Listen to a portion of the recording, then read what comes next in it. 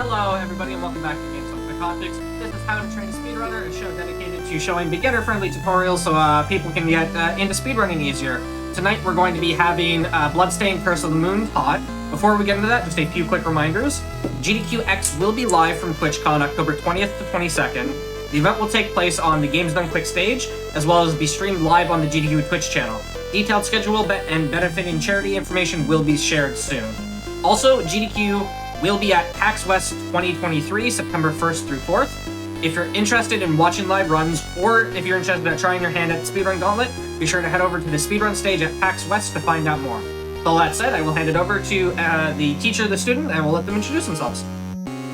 Absolutely. Hello, everybody. Welcome to this very special speedrun learning guide for Bloodstained Curse of the Moon. I do have this student, the disciple, with me. GDQ's very own Pleasantly Twisted. How you doing? I'm doing well. Hello, everybody. I'm learning a speed run because I always put together stuff and then I never submit runs. We're going to try and fix that now. I'm going to have multiple runs for y'all, and then you're just going to watch them and enjoy them. Thank you so much for having me, by the way. Yeah, this has been a kind of like a long time coming for PET. Like always an avid fan of the Bloodstained games. And and I myself had a lot of work to do when it comes to like building up guides and like, you know, various tutorials for getting people like PT, the very speedrun hopeful, into such accessible categories like this, you know, very approachable rather. Yes. So how we're going to be doing this is that we're going to be taking these levels like room by room, segment by segment. There's going to be some times for questions for PT to, you know, field. If I read anything from the live chat, I'll definitely be able to, like, you know, pull something out. We have about $1:30, about an hour 30 to knock all of this out, and then Pleasantly Twisted is going to perform their very own speedrun attempt here and see if we can't knock it out within the 30-minute mark. So, are you excited? Yeah. I'm excited. I'm nervous, but I feel like it's also required for me to have the Bloodstained run to my name because, as you said, this has been a long time coming. It's like, is it a joke? Is it an actual thing? Are we going to do the race that we talked about behind the scenes with a certain someone who ain't here, who I'm not going to put on blast? Are we going to do any of these things? And then I also have a Bloodstained Curse of the Moon tattoo, so I'm like, well, now I have to have one. Like, it's just mandatory. It's super mandatory at that point. Absolutely. So let's hit the ground running. I'm going to do a little bit of an intro here, and then, once we start the stages, I'll go through with a little bit of commentary, and then at the end of the stage, feel free to field any questions over to me, all right? Yes. So, all right.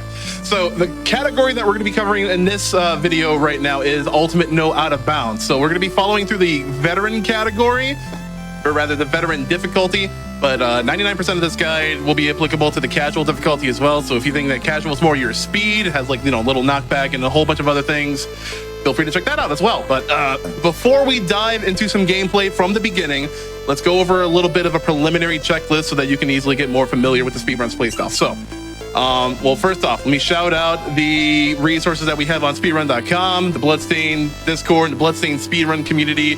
Has a whole bunch of stuff. So a lot of the source material that we'll be referencing will come directly from the Bloodstained Speedruns page. So if you have any questions on like any direct numbers or strategies, videos that you can follow along, PBs or world records, you can all go there. It will all be there. All right.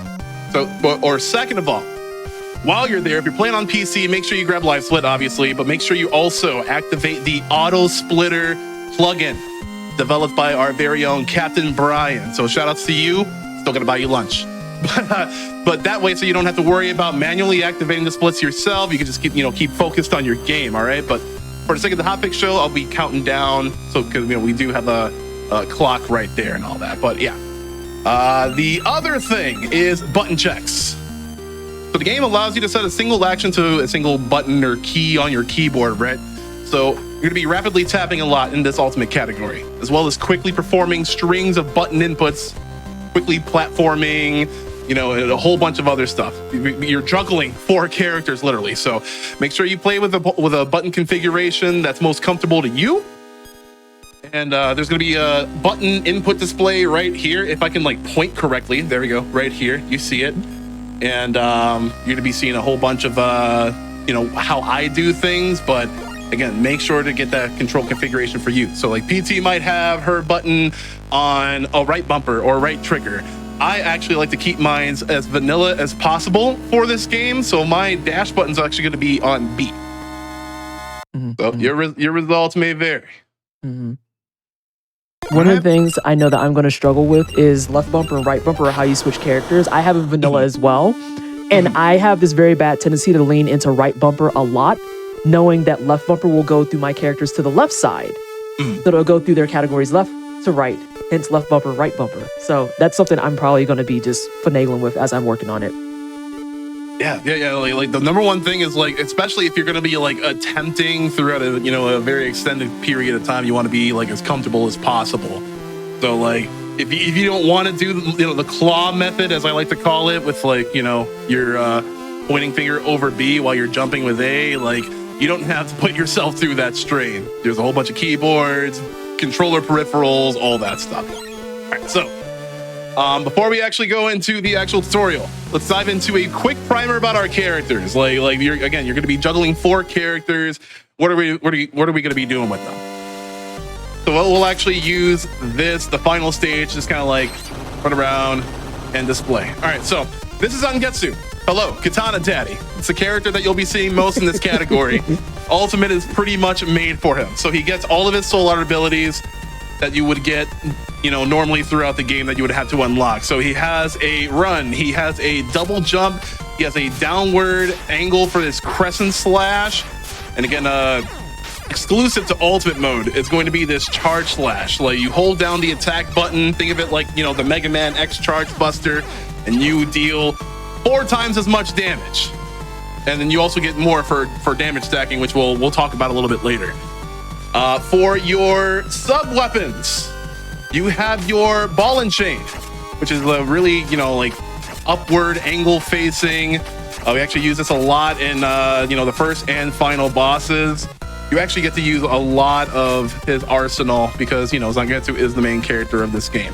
You have this magic charm, which kind of acts as your holy water for classic Castlevania fans, and it deals about 14 damage over time, and you can actually perform actions like on top of it, so you can start really stacking on the DPS there. That costs 3 weapon points. Finally, you have your demon essence.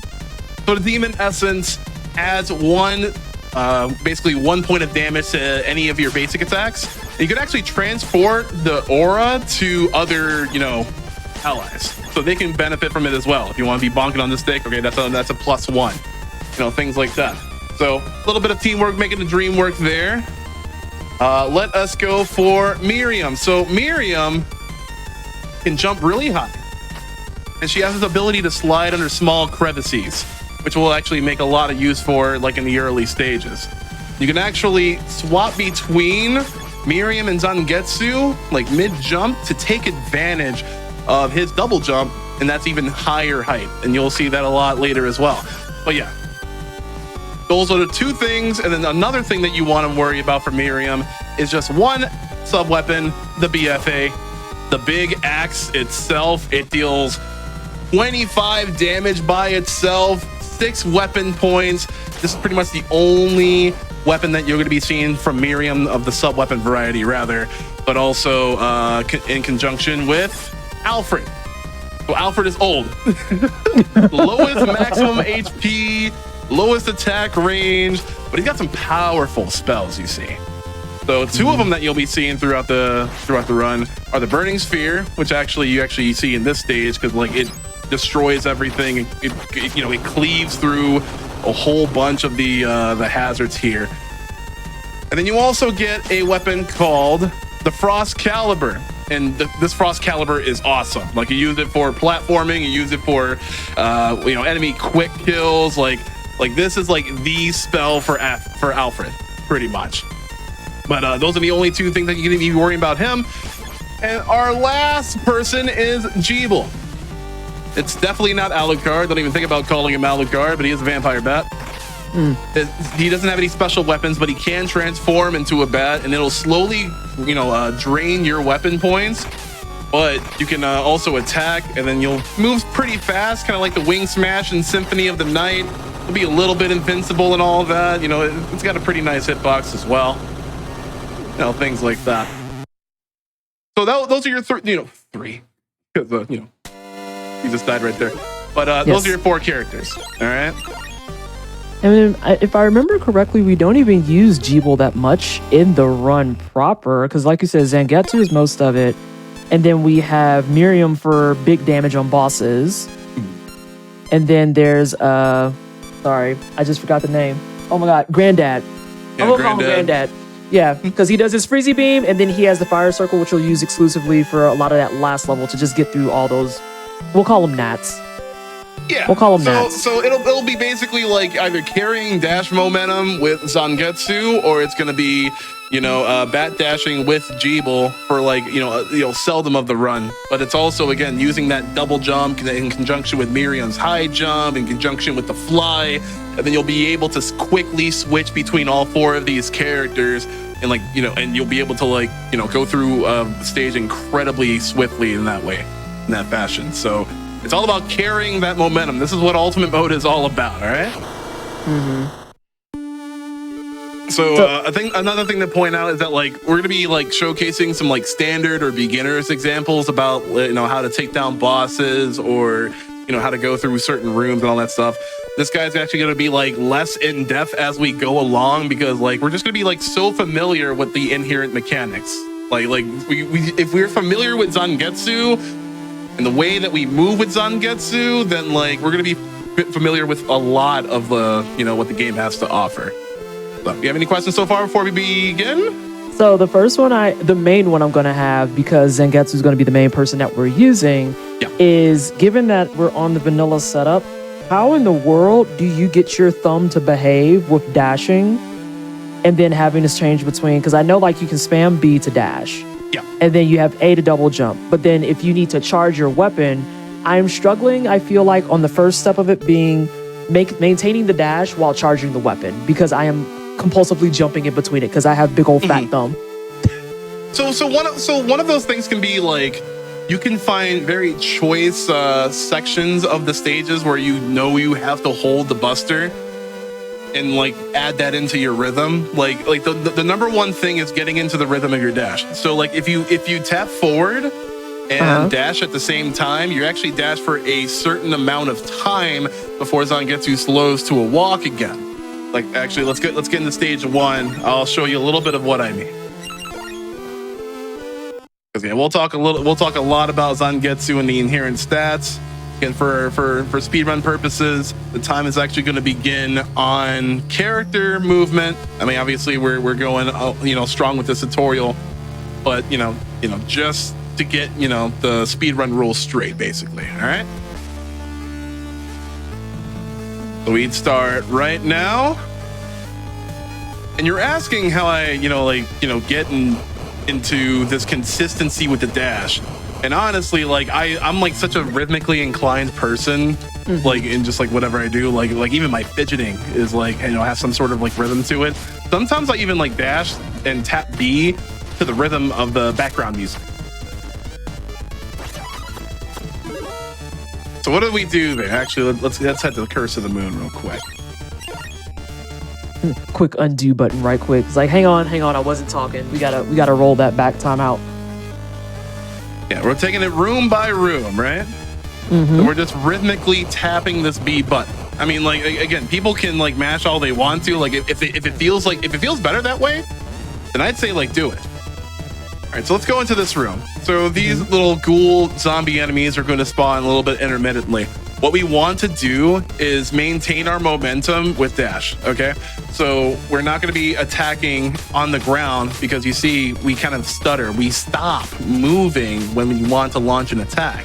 This is how carrying this momentum is just like number one in maintaining a pace to this run. Is making sure that you're keeping up with your dash, and you don't really have to, bell any other enemy or every other enemy, especially since your dash and your jump will clear these folks. So you're gonna be making your way up here, up the stairs. And one thing about Castlevania, The one thing about Curse of the Moon stairs is that they are incredibly finicky. So as you're kind of barreling yourself up, getting into the rhythm of, being at the apex of your original jump, so that you get enough height to clear for your your double jump, is that you're actually holding up at the same time. You want to hold up so that your feet lands on those stairs. If not, you're gonna fall right through them. So I have lost so many a run to Castlevania stairs. Like it's incredibly painful. So that's another tidbit that I impart off to you. Make sure you land on those steps. And a way to kind of like judge, kind of like follow the slope of the steps, so that you're not like you're not like arcing yourself into like the middle, but you want to aim for the top, so that you spend the least amount of time on those stairs, so that you can get back to dashing, because you can't dash up the stairs. Well, we got bad knees or something. We can't just keep the momentum up the stairs. I thought I was the only one with bad knees. That's disrespectful. Oh yeah, and these guys will take one hit. So if you're carrying that momentum and you can let off a slice, again, this jump slice has a really gratuitous hitbox. Sometimes it'll even like double stack on its own. But you won't even have to, like stop to, attack them, stop to kill them. The one kind of like small skip of this game is using Zangetsu's double jump. The dash double jump right here will actually skip a pretty big portion. So you'll keep dashing, you'll keep jumping. The thing is focusing on finding a rhythm with that dash, so it becomes like second nature, so you're not really like thinking about it. You're thinking about other things that you have to do or adjust to in the run. So as you're doing this, I actually have my own game up behind the scenes, and I'm trying to follow it with you side by side. And I see what you're saying too with the dash, because I'm used to spamming it.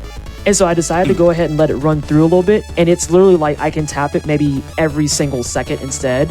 And that gives me a lot more control over the concern that I had, because it's like, oh, I'm dashing already. I can just jump and it will maintain the dash momentum. Yeah. I'm good. Fans of like Mega Man X, like just like using that, a dash jump, like sort of like rhythm, will find a home in Zangetsu's ultimate mode here in the Curse of the Moon category. So for this room, again, you're just kind of keeping the rhythm. Some of these will fall under you. Just kind of like make sure that you're weaving so that none of the enemies are hitting you. Again, you can double jump to kind of like save yourself the trouble of getting up these stairs right here. And you'll keep following these stairs on up in a double jump, in a double dash jump, actually. But here's where we come to, one of the best looking, rooms in the game. But also, here's where you'll actually charge up a little bit of your charge slash, because these folks alone will actually not be fallen to a one strike. And they're kind of pesky. They charge up, they fire a very fast projectile at you. You do not want that to happen.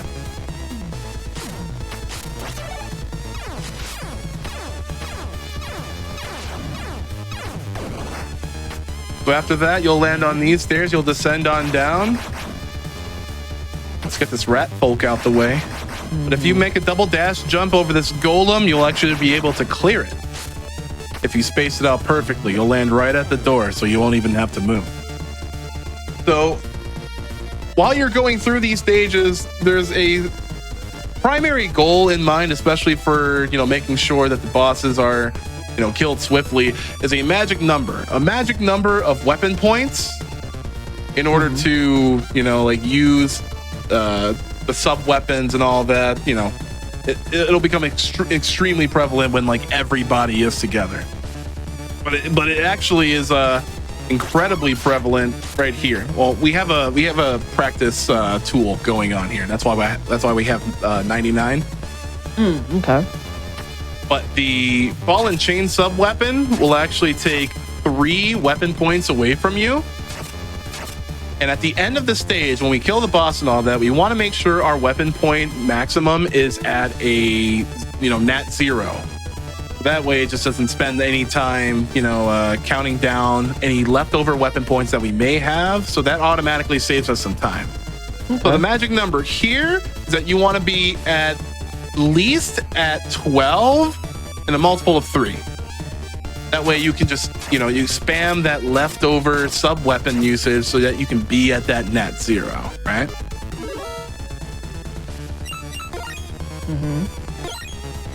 Well, let's see it in motion. See if we can. Let's see if we can try to go with the correct amount of weapon points here.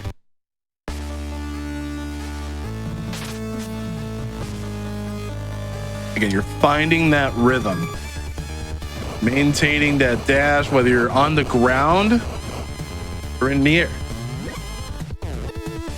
And any obstacles that might come your way, you can either clear them or you can attack. Make sure to hold up here. Double jump to clear a segment of the stage. Again, magic number is going to be a multiple of 3.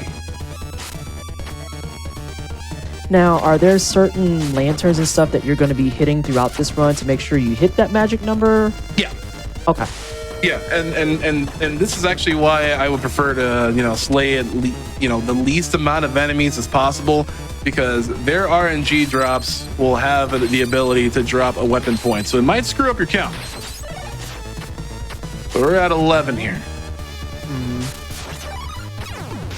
And now we're at 16. It's not a multiple of 3, but it is over 12. Oh, no, I need that. There we go, we're ready. So after that, we'll clear this golem. Now there are a couple of candles here that will drop a health. So if you manage to take any damage, you can heal up there. Now this fight, you're going to be using the charge slash, and this is going to be like one of the very first instances of damage stacking. So let me pause and take a little bit to talk about damage stacking. So it's basically taking a huge hitbox from an attack. Like you can use this from, like we were saying, like the normal attacks of the aerial attack, but also you get to use it a lot in your charge slash. Like if you play around with this thing in like a sandbox mode, like you can just see how much of a range the charge slash has, how long the active hitbox is for. Like it is a fighting game move to a T. Okay. So multiple hits, like the way that you do it, that you take that big hitbox and you move it into the enemy's hurt box at a pretty nice speed, which is why we use that dash jump, right? When it's done correctly, multiple hits can like audibly be heard. You'll just hear wah wah wah wah wah, and boss will like flash white, like for as many times as you hit it for as well, and that'll be like a couple like audio and visual indications there. Over here, we're making sure that charge slash is angled basically so that we get 2 instances of the charge slash in one swipe. Okay, and I see the double flash.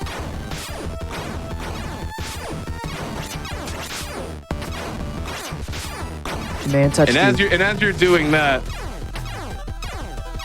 basically want to trade away, like basically I'm trying to hold the attack button to charge up the slice, and also letting them have it with the ball and chain. So 2 ball and chain attacks will equal the correct amount of time to complete the charge for the slash. So you're just kind of like constantly dealing that damage to them. Oh, so you can charge it while you're doing the ball and chain. Yeah. Okay, I didn't realize that. Yeah, if you're holding your attack, let me see if we can actually reset this room. All right, cool. I love this practice tool. Again, like one of the best ways to run this game and practice this game is on PC, because the speedrun community has got you when it comes to the tools needed to just focus on the game, to grind the game out. Okay. Like it's so awesome.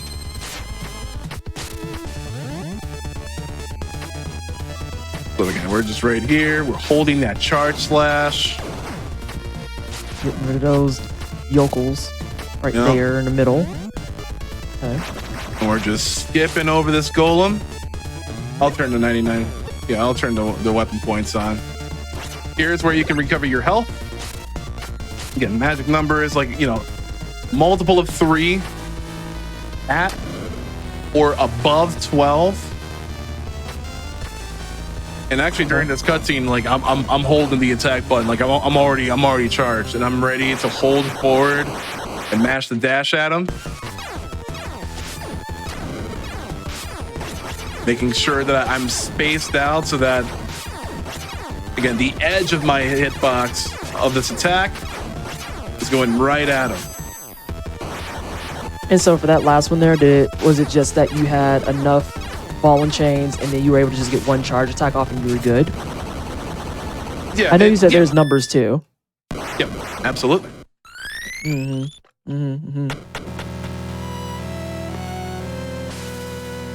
So the main strategy of this boss is just like making sure you're juggling. Oh god, I think this is gonna soft lock. Oh, wait, No! Oh, we got it. I got it. We fixed it. Okay. I was gonna say, I was like, what? We fixed it. We fixed it. But again, like I get like see, if you had that many weapon points, how long it would take in a speed run for it to tick down to 0. Oh my god, that's And this is why we 874 have the magic years. number. All right, so this is what happens at the end of the first 3 stages. You free your ally. You want to run over to them and tap up, and you're gonna want to mash your confirm button. So like A on this pad, or you know, whatever you have it bound to. Get that dialogue. We know why she's here. You're gonna dash forward. And what you want to actually do is that you want to jump over the skeleton, and you want to land outside of the barrier. Because if you don't, you will stand right there. He'll stand there for 1 second, and then he'll continue to, you know, walk toward the out of bounds section. So it's a little bit faster to just jump to the out of bounds section. All right, so before we move on to stage 2, Pleasantly Twisted. That's a lot of information. That is a lot of information. Yes, it is. I was actually going to say, like, as I said, I've been falling behind with you, and so now I'm working on the first boss a little bit and trying to get my cadence down for the double hits. But that is a lot of information. I think I'm going to try and run it back. I'm going to try and run it back room by room. Your first room, you just dash, there's a door. The second room, you're going to dash. You can skip all those fools. You got to go up the stairs, try to get to the peak of the stairs, and you're not going to go to the bottom floor. You're going to go to the top floor. After you go to the top floor, you should be in room number 3. You don't even care about that dude on the bottom. He smells bad. He probably smells like dirty chitlins and hot dog water. You're going to go upstairs and away from him. You already knew with my I wish speed. we had like a speed up section. Like, There's gonna be someone that's making clips of this right now. It's like, this is your quick and dirty speed run with Vanessa commentating. Here it goes. After you go upstairs there, and then I just lost it because I had a cadence and I just lost everything. But I think I followed most of the rooms. It's a lot more dodging than I realized, and not so much of the murder. And my big practice moment, I think, is gonna be getting my dashes down with the charge slash, which is what I'm doing on the boss. I think that's where I'm going to be stuck at. Here, let's run through it one more time. Because, like, honestly, like, this is where you want to get most familiar with Zangetsu. Like, he has a lot of mechanics to him. He has a lot of, you know, techniques in conjunction with the other folks that you can slowly work in as you acquire them. But again, keeping that steady rhythm, whether you're on the ground or in the air, making sure that you, like, you know, it's kind of like, you know, retro, you know, a retro platformer. So these enemies will come at you like in a certain way, and you can just, you know, 100%, you know, adjust. You know, you have the tools to do so. By the way, you just passed the dude I said that smells like hot dog water. That's where I left off. That's it. He smells like hot dog water and dirty chitlins. I'm pretty sure he's never showered a day in his life. And then I did note that when you get on that platform, you don't have to worry about the flame because you have iframes and the game is like, yeah, we're ignoring you. This needle and thread here is a lot cozier than I realized. Yep. It's way cozier than I realized because I was like, oh, I'm going to mess up there. And I did it a few times. I was like, never mind. And then here's where I'm going to be, my first big problem area is going to be charging and dashing at the same time. And then we know we kill that dude in the middle. We're going to go downstairs. There's a golem down here. We don't care about him. We're going to double jump right over him. If you've lost some health, this first lantern has some heart health. And then a couple of these, if you're a little bit shy on your 12 or multiple of 3, you can grab them here. I also realized that that pink lantern has another whip in it, which is useless. Yeah, I mean, like it just lets you know. You should probably use the whip during this fight. You should use a whip. Again, making sure you have the double stacks here. Use that debris for a little extra boost. 1, 2, jump. 1, 2. You see? I do see it. So yeah, my big practice point is going to be those double jumps, or not double jumps, the charging while dashing. And then this time you won't soft lock because you have 0 weapon points. Absolutely. But yeah, I mean, yeah, pretty much like, you know, you're just dipping and dodging. You're dipping and dodging. You're zipping and zooming. Not letting anything hit you. But, you know, just getting into that rhythm, especially with, you know, the jump attack. Jump dash attack. Because, like, you can do it forward, but also, if you hold the opposite direction and attack, you can actually slash back as well. Oh. So that's that advanced you can stuff. direct it, yeah. But anyways, but we're here. We got Miriam match through this text. And then this is the room that you said we're going to mash, mash, mash, and jump over that guy. And jump like over that the guy. escalator. The easiest 2 minutes of your life, you know? All right. This is pretty much like the you know, the first screen of stage 1. There will be some people in your way. We're gonna actually make use of our dash jump with the crescent slash because they're actually, you know, kind of tall. So again, we're just gonna gotta keep that rhythm. Maintaining rhythm, smacking people. Oh, that was a cute double jump. Yeah, doing the double jump as well. Again, Oh. you're just clearing them. You're cleaving them, right? All right, this next room, the shield guys. Shield homies. See, yeah, shield homies. You see how they move back and forth. So they'll actually spawn in at a random time. Like it depends on like the pace that you are on, you know, on your run. How they can either be farther back or they can be a little bit closer. So you gotta make sure to get within their timing. If you get within their timing, then they'll never hit you. Instead of trying to bully your way through. Yeah, instead of, because like one slice won't get them, the charge slash will. But again, if you're not ready for that, or if you just don't want to bother to charge it up, just move to their rhythm. Again, and they'll never hit you. Feel that? So from there, we're dipping and dodging. Hello, hello, hello, hello. We're gonna swap to Miriam. We're gonna make use of her slide. We're gonna make her use of her slide, and she's gonna do that Castlevania 1, you know, drop, that instant drop. And as soon as she lands, we'll switch back to Zangetsu. Again, she can't dash. None of the other characters can dash. Only Zangetsu can. So we're gonna head up to here. We're gonna hold down. Go through this door. You need a double jump from this. But for the magic number for this stage, actually, you're going to actually want to get a weapon point max up. So you'll actually be at a maximum of 30 weapon points instead of 20.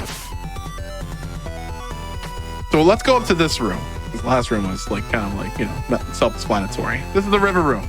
The current will actually be against you, will actually move against you, so you'll move a little bit slower. Even when you run, it won't be like the maximum speed.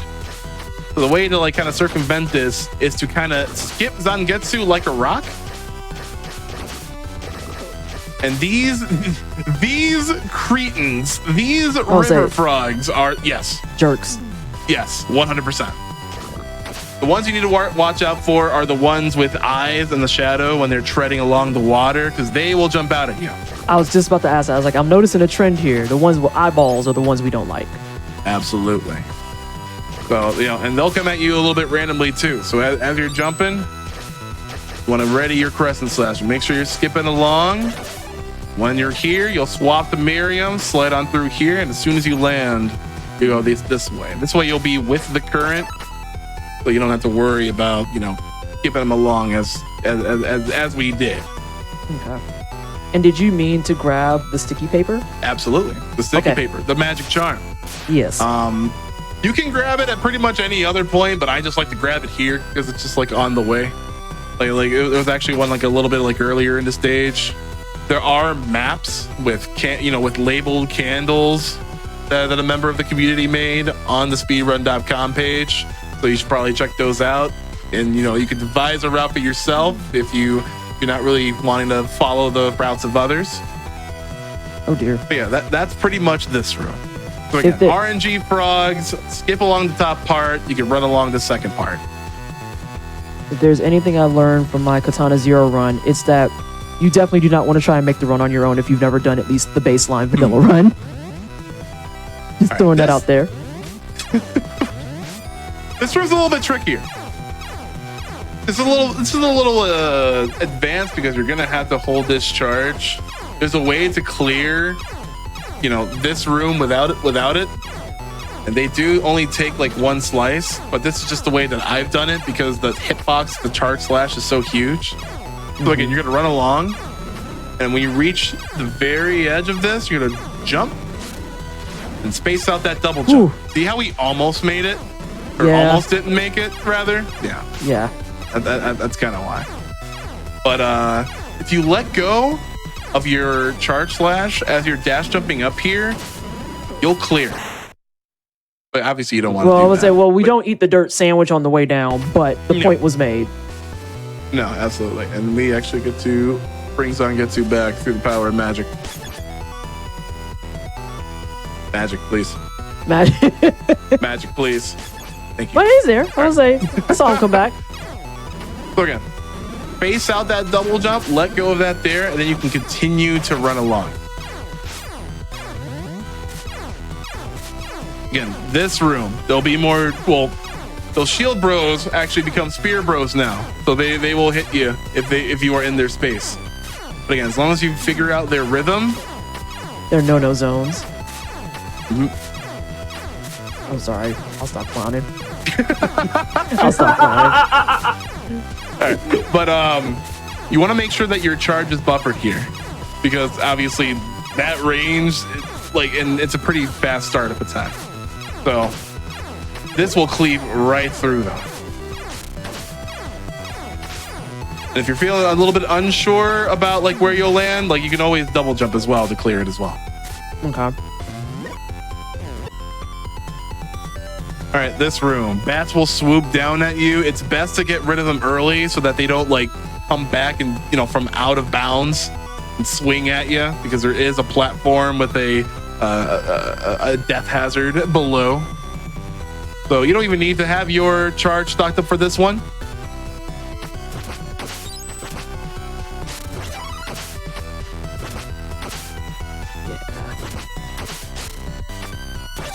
Now, jumping along past that platform is very, very, small optimization. If you just feel safer just staying on the platform, you can. If you see that ledge, you are pretty clear to dash double jump. Okay.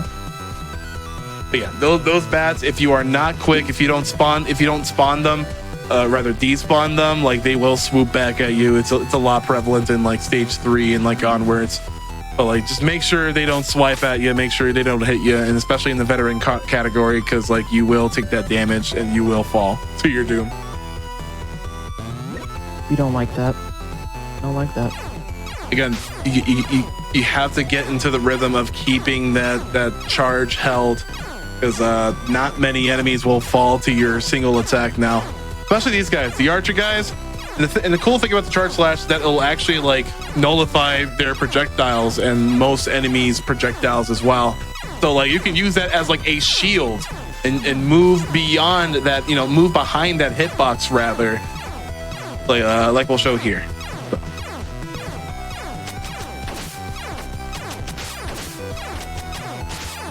And again, I aimed my charge slash as I was jumping forward, but I aimed it behind me by holding that left on the D-pad.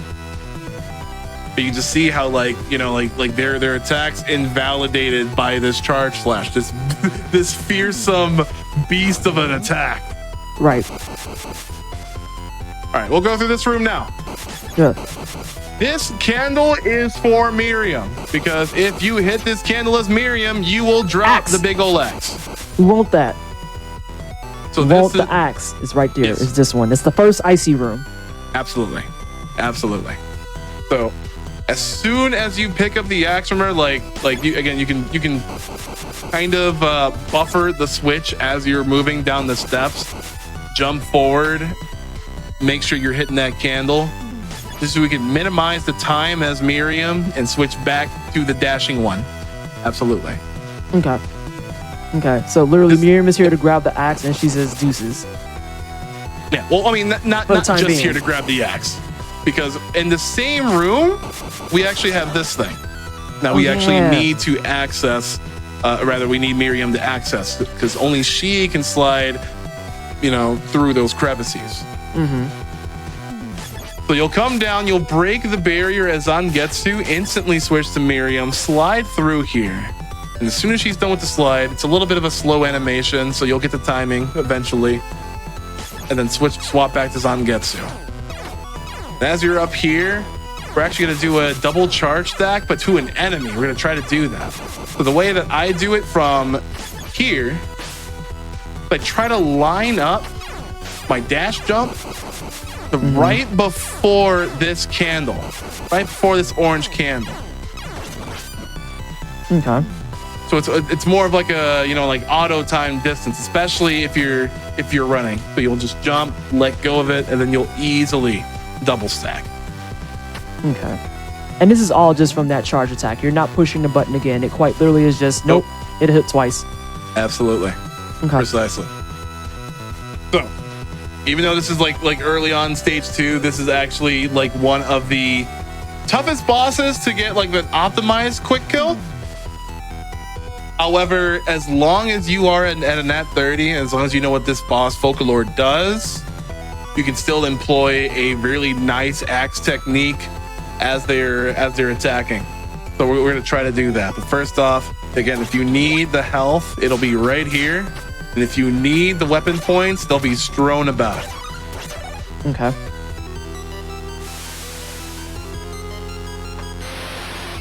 So one of the very first movement that we're going to be doing for this boss is quite a complicated one.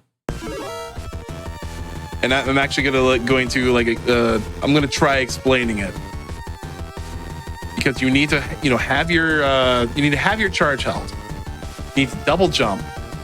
At the height of that double jump, you need to enact your sub weapon. So throw the magic charm so that it hits the boss, and that you land at a far enough distance to double stack.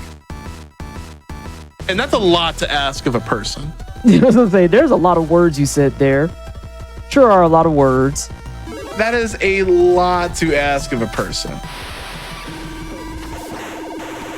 So what I suggest for like a more consistent and like beginner friendly, like don't even worry about the magic charm, but focus on that double stack, and make sure that when you're jumping for that double stack, make sure that you're landing precisely in front of Folklore, not so that you're hitting, because obviously you'll get damaged, but right in front, because you're gonna keep your assault going.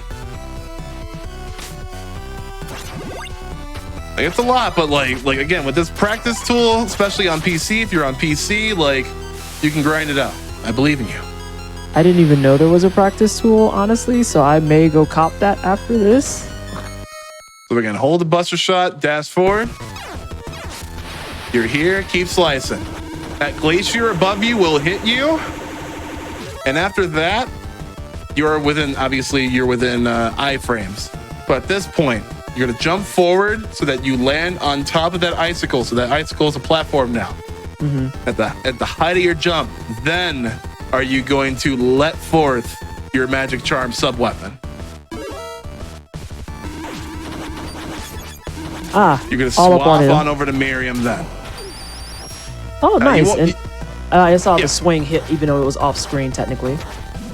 Yeah, like you won't precisely like get like the optimal quick kill.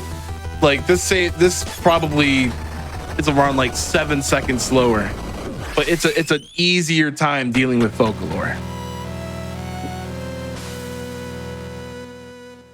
You can just let Miriam's axe do the rest of the work. And that's where we're at that nat 30. Miriam's axe is good work. Okay. Yes. Now again, that boss in of itself is a lot. So if there any clarification, especially throughout stage 2.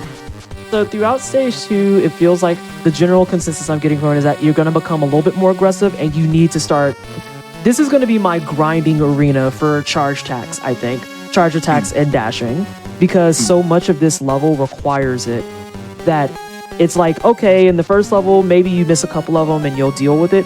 And the second level is like, nah, you need to start charging, like actually using those now. Please use them, or you will you're treating this like a Mega Man game. You're keeping in rhythm with the tap dashing, but you're also holding that charge shot, that charge, buster, if you will, for the tougher enemies that won't, fall in one swoop. Okay. And then Miriam's primary roles here is first ice level, get that purple lamp so she can have her axe. She's also going to be the one that grabs the extra, I'm just going to call it MP because we know what we're talking about, for those 10 weapon points. WP, there you go. And then on your way down, I remember there's the golem that also requires the charge attack check. I'm calling it checks for me because I don't quite see the timing for the double attack yet. Health in the front, and then on this boss, you can go in, stab him a couple of times. When you get hit by that second icicle, use your iframes to drop your magic piece, and then immediately switch to Miriam, and then she's just gonna hack and slash through the clear.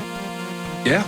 Okay. Yeah, again, her axe deals 25 damage, so that's even more than like the charge slash, like a single hit of the charge slash, the ball and chain and all that. Like it's costly, but it is a fearsome, colossal weapon.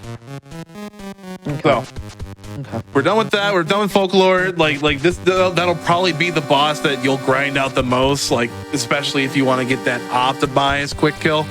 Again, we have a lot of videos to reference what we're talking about and a lot of inputs as well. So if you can either develop one of your own, you can follow ours. There's a wealth of information at your disposal.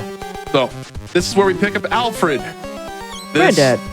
This old dude. We're gonna mash through the text, and again we're gonna skip over that skeleton as before. Just get rid of that. Basically, what those signs tell you, we'll tell you how to play Alfred the character, but we already know how to play Alfred the character.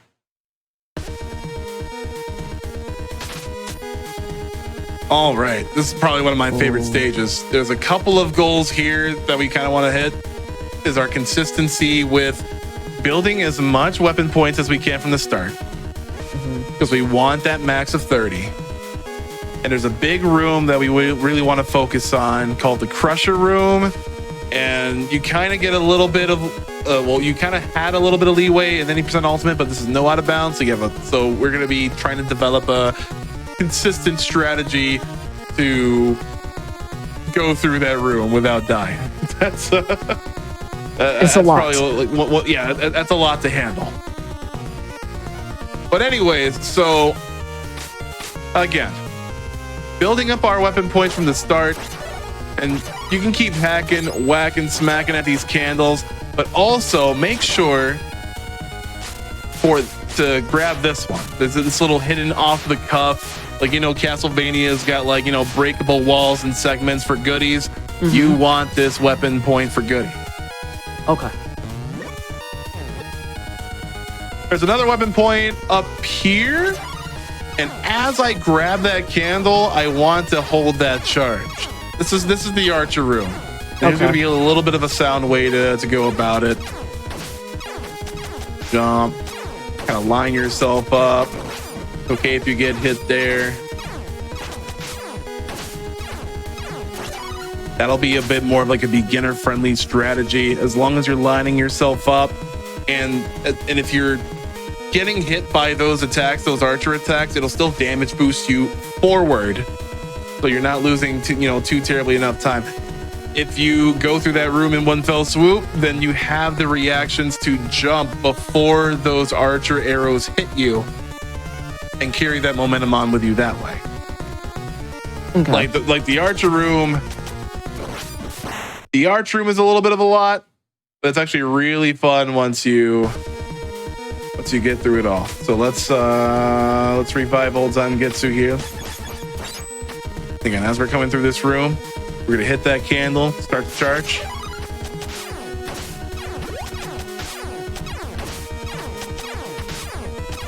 See how we just weave through those attacks? All because we kept the hold of our charge buster. Gonna descend down these stairs. This guy's a little bit of a, cumbersome foe. He's an irritant. So what we're gonna do as we descend upon these stairs, that we're gonna hold right and use our weapon points to have a magic charm. You see how that magic charm blocks all of those projectiles. Remember, we're still holding this charge. We're gonna jump over it. Then we'll let go of that charge and dispatch that enemy. Okay. So this will be the shortcut. So like there'll be a little like off the cuffs, teamwork making the dream work and all that stuff. And these routes that the ultimate Zangetsu himself can unlock in order to cut down the time, necessary to travel through every room in the stage. So from here, you can drop down, double stack on this golem. Now this is where things get really fun. We're gonna pick up the Frost Caliber as Alfred here. The Frost Caliber, really, really good for a whole bunch of reasons. We're gonna jump forward. We're gonna let go of that sub weapon. You see how it freezes this guy? Yes. Turns him into a platform. Now you got to take the utmost of care to not hit the ice, because like he will shatter in one hit. So make sure you're not swinging the attack button all willy-nilly, because you need this guy to skip the bottom segment. But after that, you can go right back to your candle lay-in abilities. You gotta make sure to to keep that charge stocked. So our weapon count is a little bit off, but again, you're going to be wanting to hit a lot of these candles. Don't hit this one, because this will give you the wrong one. But next up here is the Crusher Room. The Crusher Room, those spikes will descend on you. Like you've obviously played this game before. The spikes will descend on you. They'll take 4 damage away from you. At a full health bar, you are given 2 shots before before it's lights out for Zangetsu. So I'm going to offer a little bit of a beginner way of going through it through a method called sharing the pain. So you have your buddies here, right? And they have their own unique health bar, their own unique HP, right? I'd say don't use Alfred, but we're going to be using Miriam we're not a using lot. Granddad. But we're going to be using Miriam a lot here. So we're immediately dashing. Now be 1.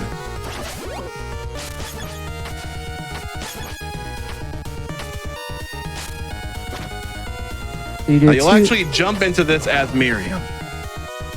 You'll jump into that as Miriam, because by the time that you've damage boosted twice as Zangetsu, 1 more and he's out.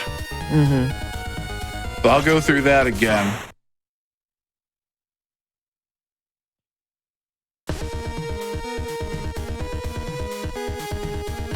Make sure everything's here. Cool. All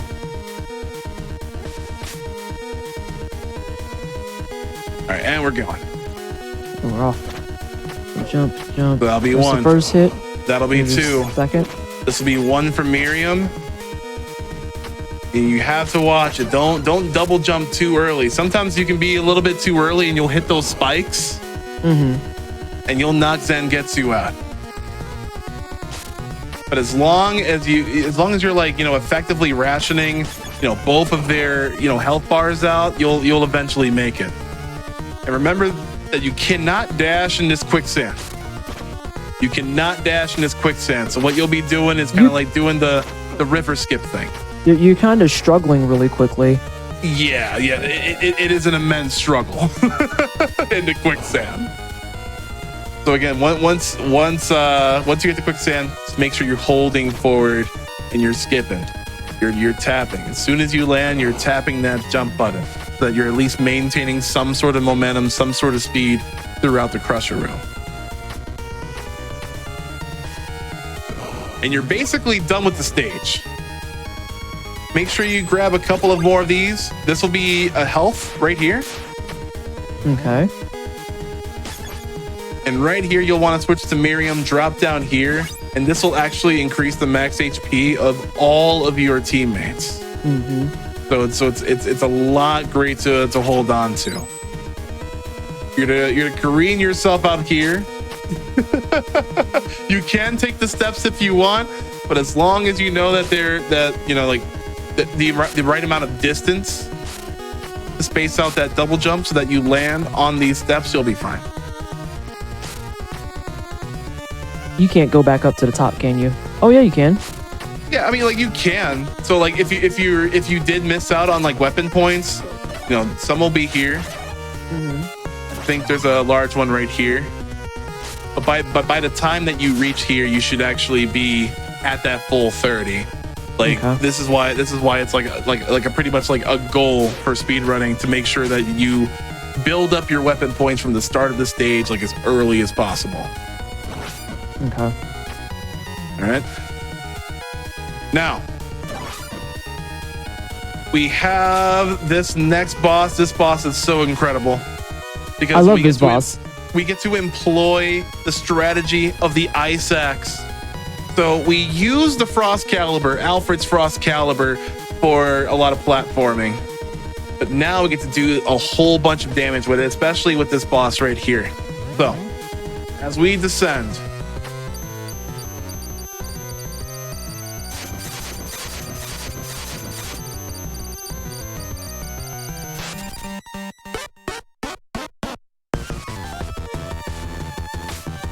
see how he makes these platforms?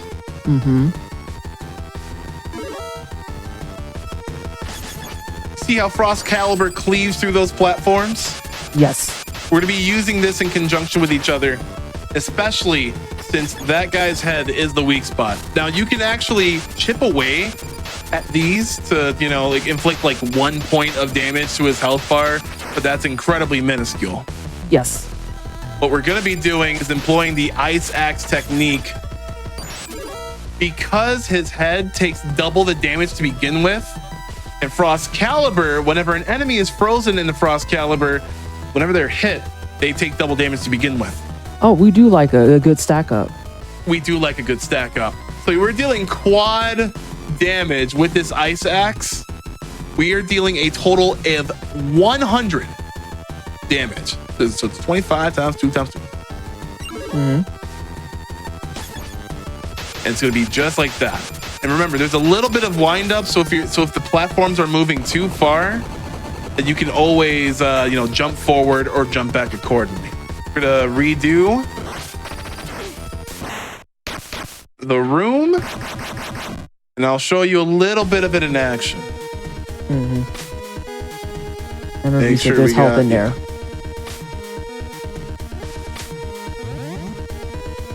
Okay, we're sliding through here. Boom, boom. Jumping off. We are ready to face.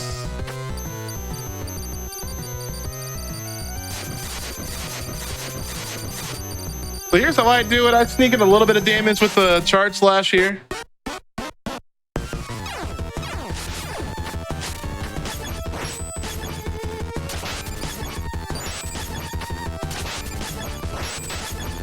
Oh, get that one.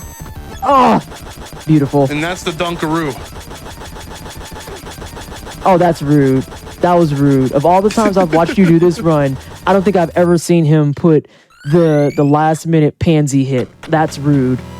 Oh yeah, no. All bosses in Curse of the Moon kind of have that. They have this little like desperation move. It's kind of like an allusion to Rondo of Blood.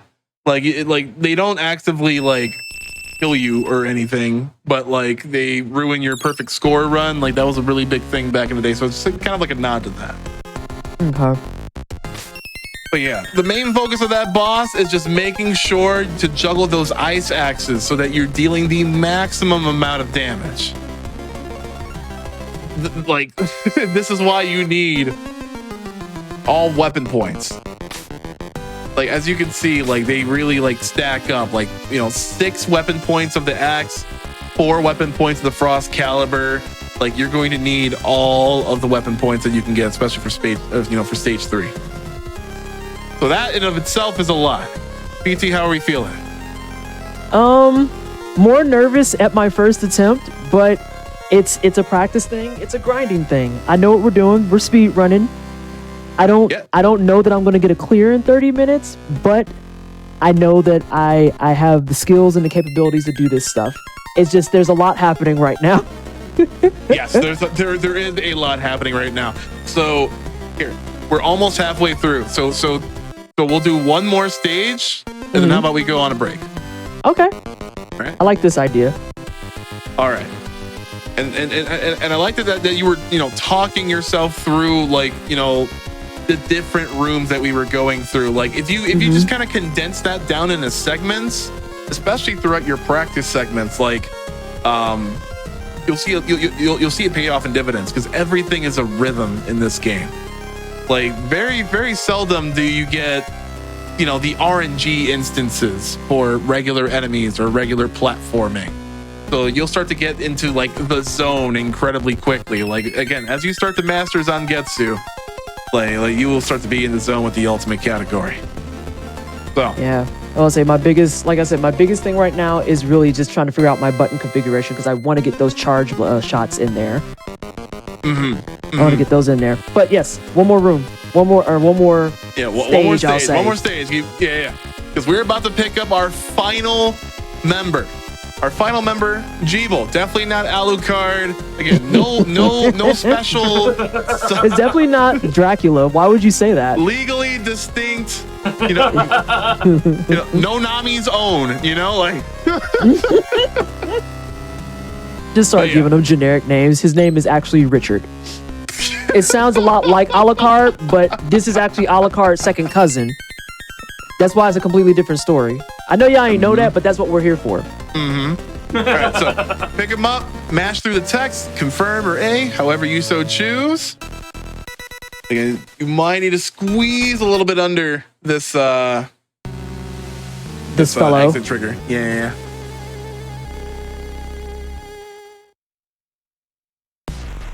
All right. So now you're going to be using the double jump in conjunction with pretty much everybody here. So like even right now, we're double jumping into Jeeble, and then we're immediately going to fly. Just like that. Here, we'll actually turn this on right here. Yeah. So into that fly. So again, it'll slowly tick down by one weapon point, as long as you are in this mode.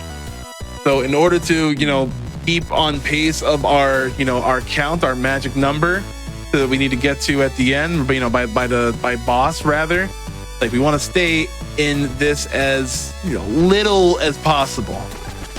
So we just want that extra elevated boost from Jeeble, and that'll be it. We got to switch back to Zangetsu, and that'll be it for this room. These guys, these ghouls, are going to walk forward, back and forth. So you might want to keep a charge stocked here. Like as you are going up from here, hold your weapon and make sure that you land on these steps. It's a relatively short stage, but you should have some leeway in counting up to the maximum amount of weapon points. Also in this stage, we're going to be attaining our second, MP max up, our weapon point max up. So we'll actually be at 40. That'll be our magic number. Okay. So we'll go through this. We'll jump over these folks. Grab those weapon points along the way. Jump over this scoundrel. There's a little secret here. Now, there are two ways to go about this. Okay. One is a double jump, but two is a little bit flashier. I like to call a double slide. Oh dear. So, oh dear. Okay. all right, so I'll show off the safe way first. So basically, you're gonna slide and you're gonna let Miriam drop down, and then you'll switch to Zangetsu, and then you'll hold forward and double jump. That'll be the safe way. If you don't want to do the safe way, we have the double slide, and you can this is like the safest thing to do. You can just like mash this out. You can hold down and mash your slide, and you would automatically slide again, and you land right there as Miriam. Try it. It's fun. Huh. Double slide. It Then does you'll look be able kind of to- swag. It absolutely is. You'll switch to Zangetsu, and you'll keep going. Oh no, not these bricks. Yeah, the axe throwers. So they'll be throwing axes. But here's the thing. You can actually, destroy their projectiles with the Crescent Slash. The Crescent Slash actually has a hitbox that's like above your head. So it can protect you in some instances of climbing up here and, not getting hit, not getting tossed by these axes. So as you're keeping this in mind, you're spacing out your double jumps so that you're platforming effectively and making sure that these guys don't hit you. So you're spacing out the double jump and you're holding up so that you really clip onto those stairs and you snap immediately to the next room. That was rude. You're trying to teach people stuff.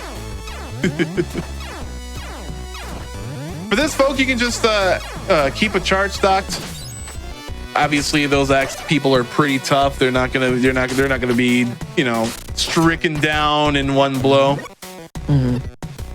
And make sure to keep. Again, if you absolutely need more weapon points, check the candles, check the maps on SRC for the optimal routes and the big weapon points. Because right at this point, the magic number is just going to be maximum weapon points. Okay. You want to build up so that you've seen how powerful those ice axes are. We really want to add those to our arsenal, to our DPS. Mm-hmm. So while you're thinking of that, make sure you're transforming in and out of Jeeble, as quickly as possible so that you don't, trickle down your weapon points, so that you do have to go out and scavenge for weapon points. Yeah, again, for this room, just double jump. Make sure you're swapping on the Jeeble. Sometimes those rats will come over to say hi. Mm-hmm. But you'll be right at here with Zangetsu. You can clip up these steps as well. Rat Said Hi is not the streamer that I'm into, but thank you for asking. This room is a little bit, there's a little bit to this room. You're sliding down under here. You probably most likely will get damaged here. Because these guys will shoot at you. These dogs will jump at you. They'll leap at you. Just try to make your way through. Honestly, I actually recommend getting tapped by this guy's arrow. You'll get damage boosted to the right so that you can, get that dog out the way. Get that dog out the way. Don't touch that dog. But also keep in mind to get this, this weapon point right here. So instead of taking the shortcut, we're actually just going to be running along this toad terrace, this frog hallway right here. It just ends up being faster in the long run. Imagine that, uncovering speedruns for, many years and having them route out. And, the regular way is fastest. Okay, yeah, we'll take that. Oh. But yeah, those frogs will drop in at you. But again, like that crescent slash has a hitbox that like safely covers your head. So as long as you're just, you know, dashing forward, as long as you're timing your crescent slashes, because it doesn't start up like instantly. There's like a little bit of wind up to it. So just make sure that you are ready once the toad drops down at you.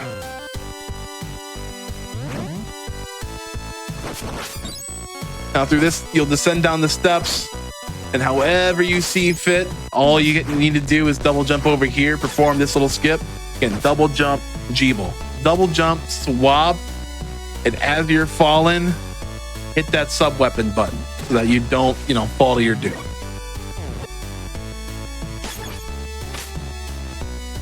We have this climb, and this is where you will 100% need to have your charge stocked up.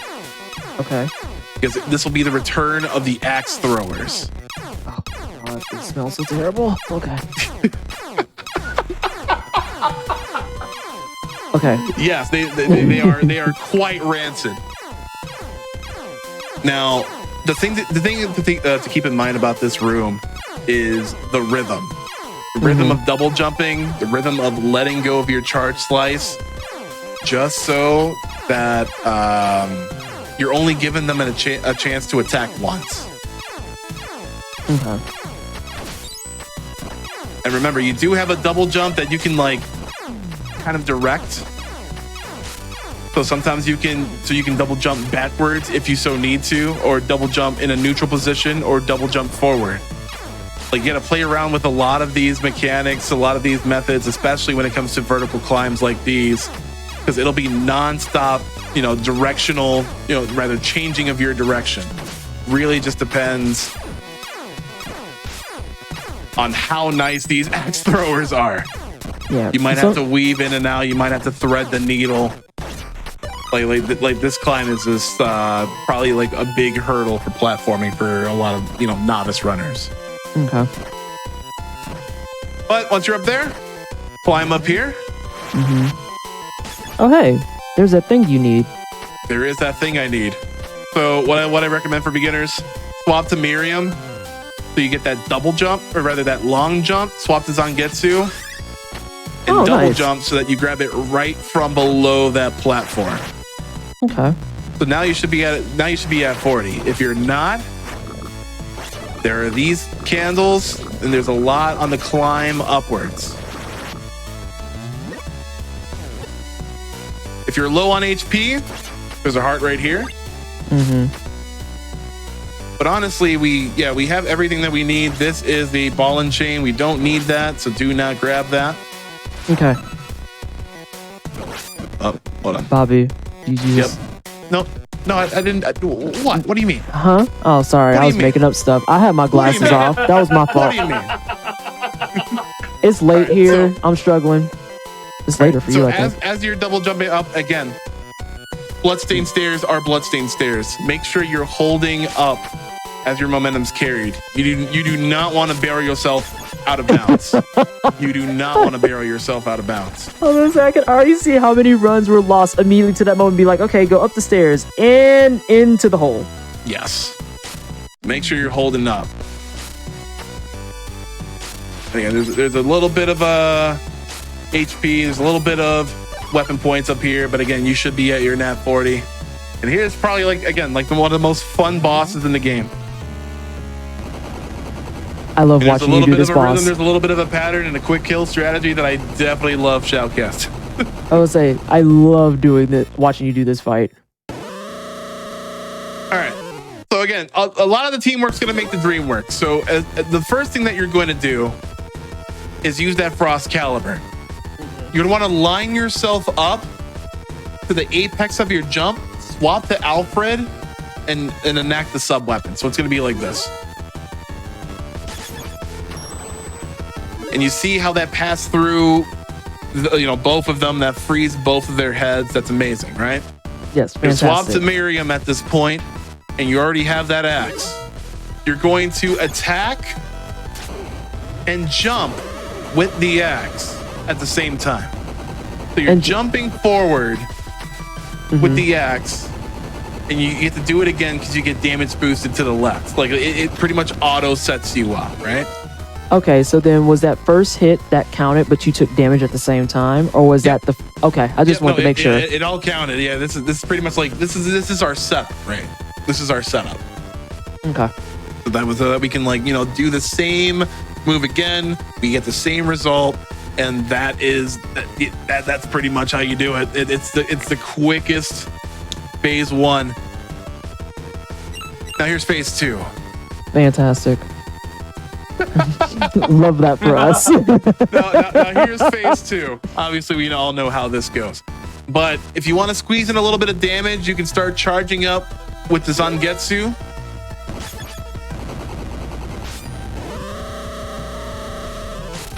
And as soon as it stops roaring, you can jump forward and try to stack. Now, we've gotten anywhere from like 2 stacks to 4 stacks. Ooh. Like it is so precise getting the 4 stacks.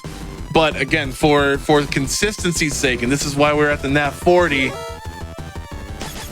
is that we have the frost caliber and the ice axe technique. So we're taking 50 damage, and all it takes is 2 more ice axes to fell that foe.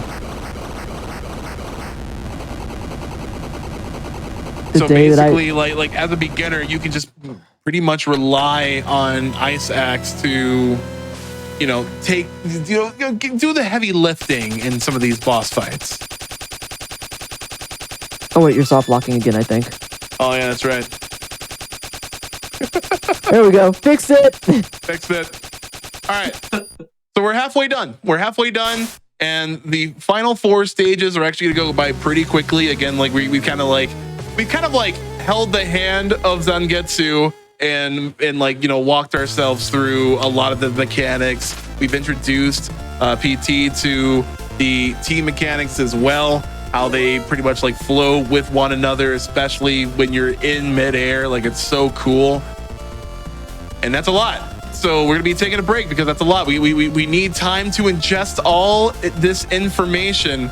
And we got a couple ad blurbs to read out as well. A couple things that you might need to be aware of. Right, Jeremy? Yes, we do.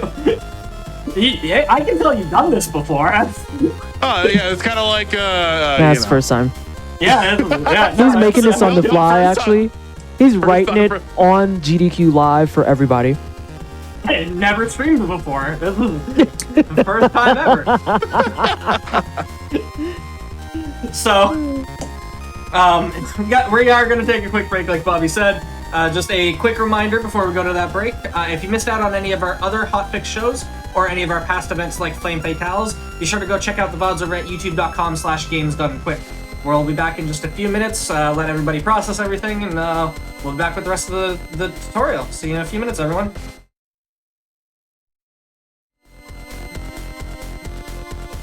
Hello everybody and welcome back to the Games Done Quick Hotfix. This is How to Train a Speedrunner. Tonight we are learning how to speedrun Bloodstained Curse of the Moon. We're in the middle of the tutorial. I'll hand it right back over and let y'all take it away. All right, for those that are tuning in, again, we are doing a special student and teacher. I have a special pupil here, a very big enthusiast of the Bloodstained series. We got Pleasantly Twisted. Again, reintroduce yourself. How we doing? And how have we been digesting this information so far? Like, it is a lot. We're trying to speed run the tutorial right here. We're trying to speed run the tutorial to get an example out there. It is a lot. I'm noticing too that with a lot of it, map memorization will come with it, so I am less worried about that. I know that I'll fumble around and be like, hey, this is the right room, and then look and be like, this is not the right room, crap, type of thing.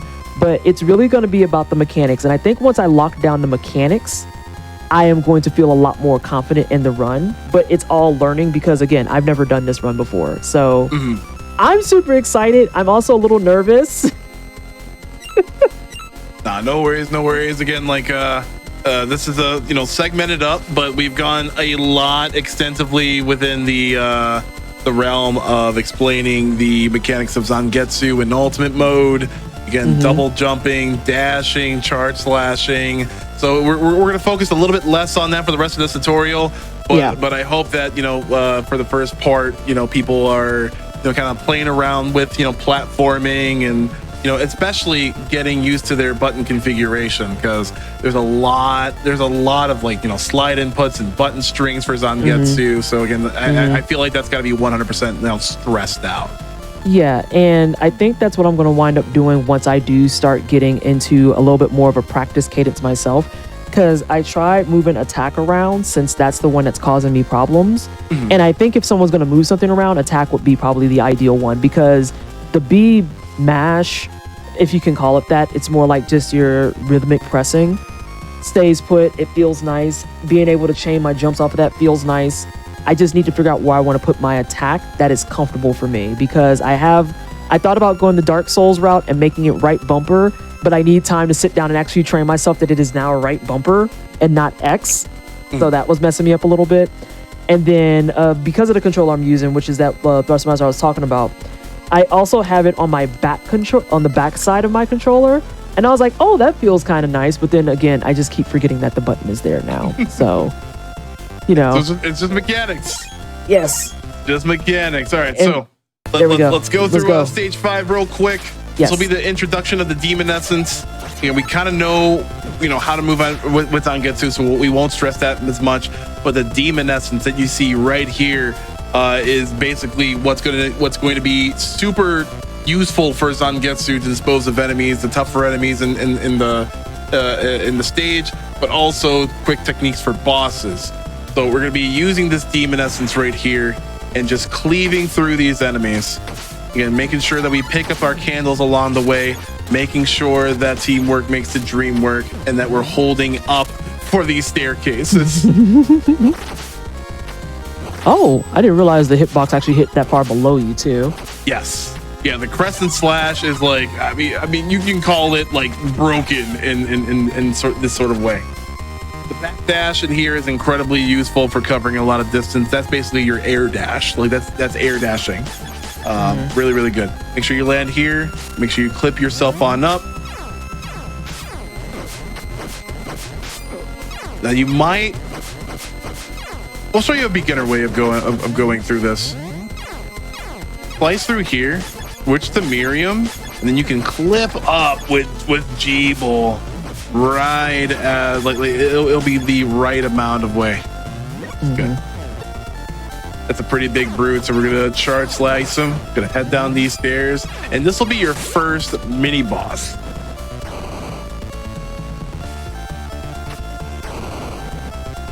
So the optimal way of fighting this mini boss would be just do a charge slash, a double stack. But if you aren't really that in tune with it, a backup strat could be the Frost Caliber. I'm sorry, I don't know the backup strat.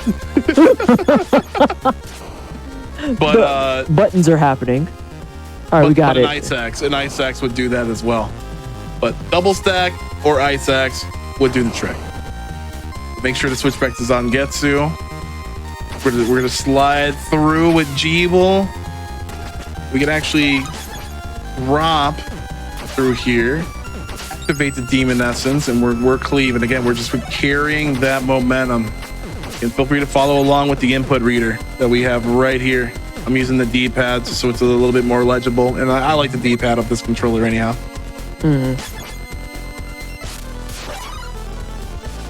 All the while gathering as many weapon points as you can.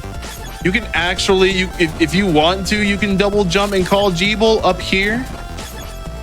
Or if this guy is already throwing axes at you, you can actually just head under, maybe jump over him, and you're climbing up. Again, your magic number is gonna be around like 26 to 28. So there's a whole bunch of candles throughout here that will get you to where you need.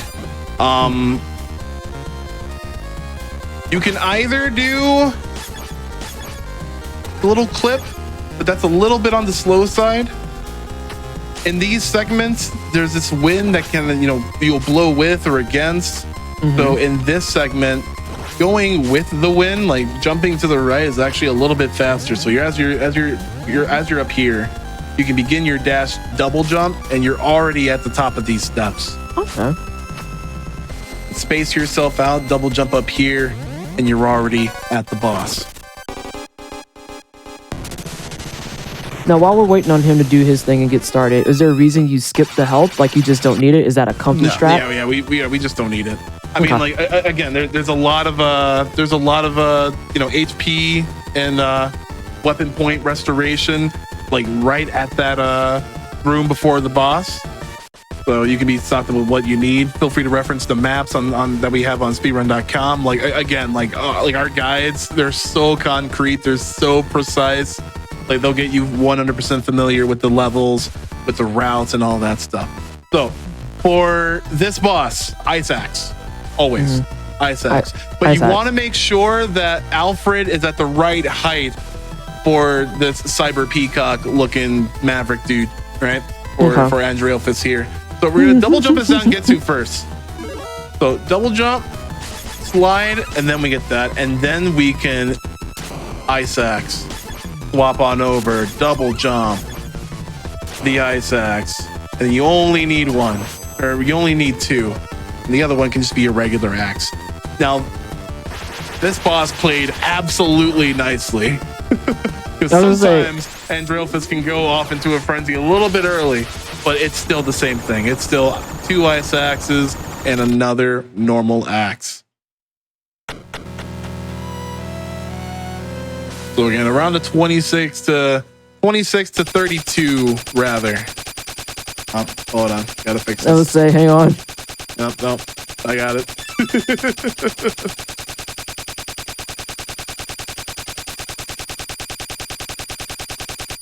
And again, for demonstrative purposes, for training purposes, we do have this training modification. If you do speedrun on PC, like it is such a great tool for learning different segments and labbing out certain situations. It is such an incredible tool. All right, stage 6 time. And again, once you're into that rhythm with Zangetsu, it becomes second nature. We don't really need to be talking about it anymore. We don't really need to be talking about keeping up the rhythm, because like we are the rhythm. But what we do want to talk about is picking up this thing right here. The power glove will add an extra point of damage to any of your basic attacks, and that goes for everybody besides this guy. But everybody. Of course, so as soon as you drop down here, again, you get that crescent slash, and like you pointed out, PT, there's that nice hitbox that covers below you. So you're able to break through that wall, grab that power glove, and we're out here. We're schmoving. So make sure to double jump. Make sure to be collecting your weapon points. Oh, and you just cleared that dude. We're gonna be doing a little bit of swap hopping. Get the long jump, double jump, long jump, double jump, right? Okay. And make sure to dodge those axe folks. He's charging. Because this is the shortcut right here, and you see how it's walled off. Make sure. I think you can. Yeah, you can definitely normal attack it, but like I am just too accustomed to holding, the charge buster. Make sure to clip up here. There's gonna be a guy jump scare. There's gonna be a pretty precise platform clip. Make sure you want to jump at the right time so that you clear, just clear the height. And again, we're just dashing forward. It's like Ninja Gaiden at this point. It's no longer Castlevania, right? We've switched from SNES games that tortured your childhood. Different flavor, new game, who dis? You make sure you make use of your double jump with Jeeble. There's some extra weapon points right here. This is a little bit of a pain, because depending on the pace of your run, that saw could be at a different position. And remember what I said about bats. Bats are jerks. Yes, anything with wings are jerks in this game. So you gotta make sure to clip onto these stairs before they get you. There's another guy up here. Make sure to get that charge slash. Again, make sure you keep moving before they get you. All the while making sure that we're at the net 40. And I'm just checking your spells too. You still have the ultimate power stuff on Zangetsu. Yeah, we got the Demon Essence, so there's two different ways to go about it. I still recommend the Ice Axe because this boss is probably the most RNG intensive boss in the game. So we want to make sure that she's, you know, like not moving, not trying to be a thorn in our side. Don't worry, we'll talk about Bloodless here. I was saying Miss Bloodless. So most of our stuff isn't going to be with Zangetsu. But if you do want to squeeze in a little bit of extra damage, there is a ball and chain right here, and also earlier in the stage that you can grab. Okay. Again, make sure to steer clear of the Medusa heads. You can double stack those axe folks, or you can double jump over them. I like double stacking. Like it's good practice. Mm-hmm. Now this is Bloodless. So she already spawns pretty high up on the screen. She's going to spawn numerous umbrellas, like a set of 3, and they'll be positioned high, mid, and low throughout many distances. So this is a random configuration. So you have to be ready for it. And this is also why I kind of recommend going ball and chain. That if you do get a nice umbrella setup or configuration, you can instantly jump forward or jump backward and let go of that sub weapon and hit all 3 of them, so you can get like a nice, platform staircase on the way up to her. Because they'll start moving. And you can give them a heckin' smacker and make them stop with the moving. Yeah. So again, 2 Ice Axe, I actually recommend you get hit there so that you can have enough time to wind up the axe. Yeah, 2 Ice Axes and a regular axe, and that's pretty much it. Mm-hmm. You have some really good umbrellas there. Yeah, go ahead. I said you just have some really good umbrellas there too.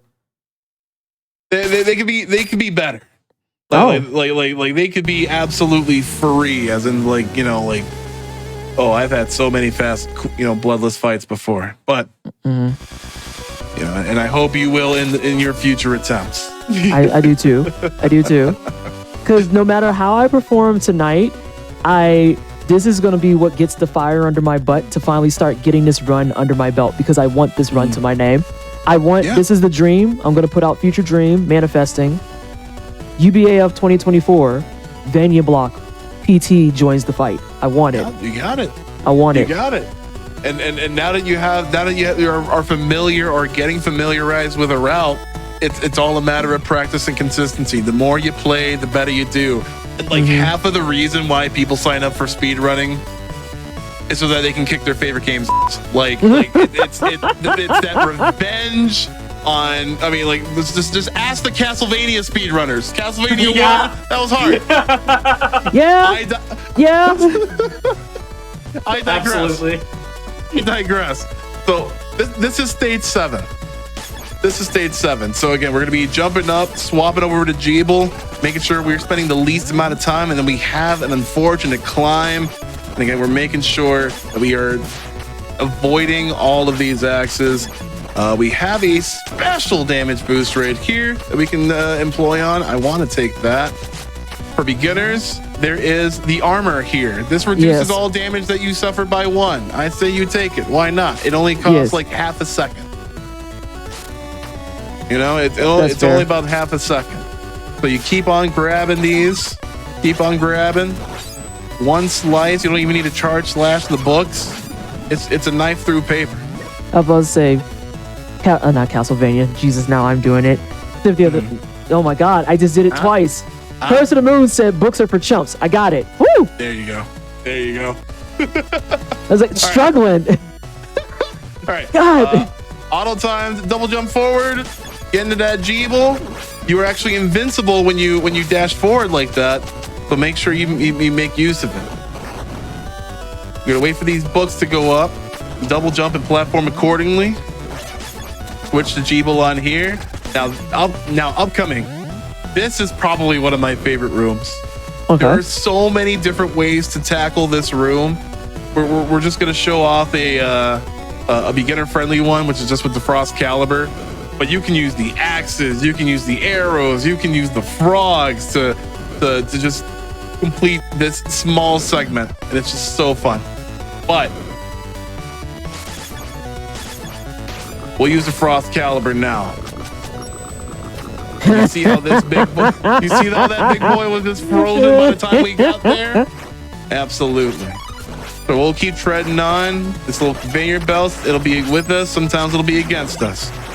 And this is no out of bounds, so we'll keep having to go forward, or else we will employ a really, really cool trick. But anyways, this is your second boss. Now you can either frost caliber it, or you can double stack. See, I'm going to provide both examples in this guide. So on that double stack, since that's the thing that I seem to be struggling on the most, is it?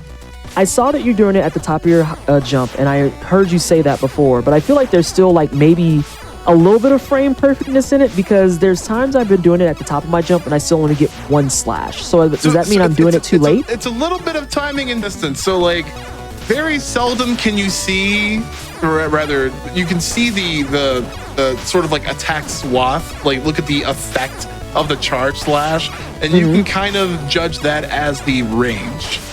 So say that throughout your damage stacking, like if you're like, say I'm trying to damage stack this axe thrower, I want to hit that very tip. I'm like pointing to my monitor, like you're like right next to me. But the very tip of that, like of the that arc? sprite, make like think of that as your like hitbox bubble. Okay, and so we're talking about like if you were to let go of it, then like you would want to hit that axe armor at the edge of that bubble. And are we talking about the edge like to the side? Because you said tip, and then like I'm thinking like, wait, so the top tip of the arc, or the? Ooh, words are hard. Words are really hard. All right, so look at this sprite. So this would probably be like the distance here. You see how we just destroyed those projectiles? Look at that range. Okay. Look at the range of this charge slash. We want to hit at the very tip of that, that hitbox, of that bubble. Like you see it when I'm jumping neutrally. Yes. Now think of all the hitbox space of moving inside of the enemy's hurt box. Okay. So it'll be somewhat like, oh well, that was.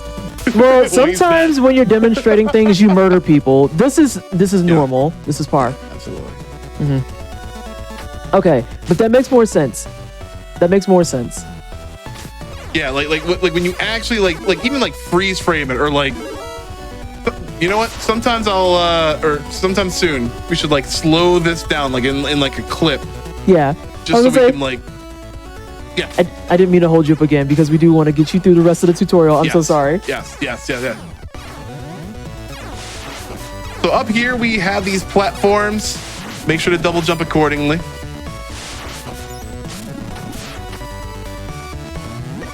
Keep your charge stocked. Keep jumping forward. You need that charge slash in order to actually break that block. Transform into Jeeble. Save a little bit of time by bat dashing forward.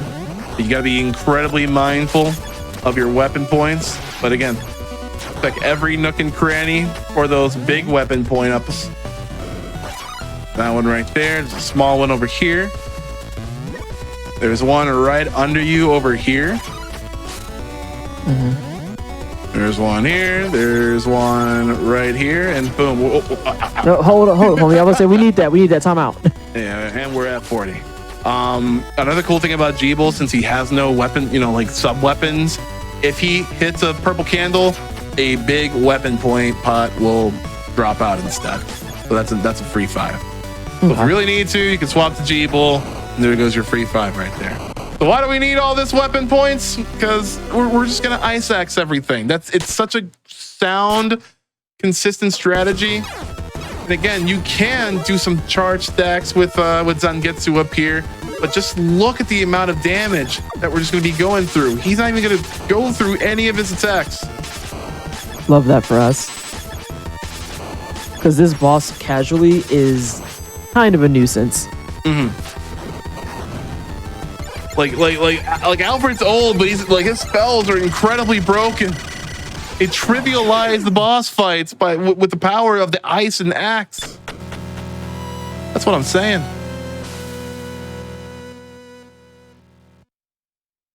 So from from stage 2 onward, like you're starting out, your magic number should be your max.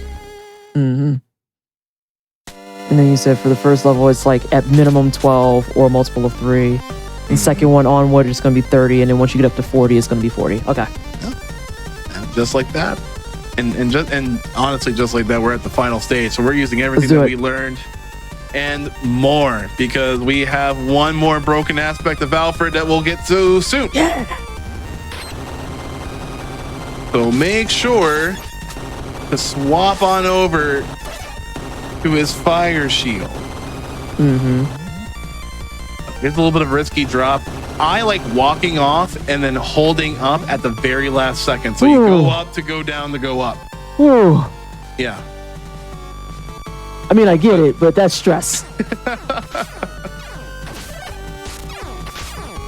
Make sure to cleave through all these folks. We're double jumping, so we have enough time to activate the fire shield. Oopsies. What? I'm sorry, what? Yep. The fire shield invalidates all of these termites or these locusts.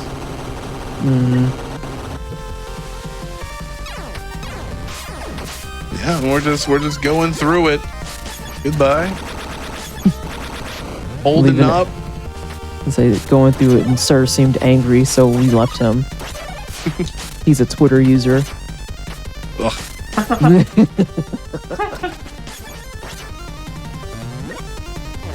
Now up next we have a little bit of a chapel climb, so again, just maximizing the height of that double jump. You can get through this yourself, or you can swap to Miriam. But Zangetsu can pretty much do everything himself. Now you're gonna want to charge up right here. Make sure it's held, because there's a guy that'll pop up right here. So you either want to take him out with a charge slash in a crescent slash attack, or you can be really risky and bold with a double stack. Oh, stairs, please. I was about to say, yep, we was just stretching our legs out. We had to get some more steps in real quick.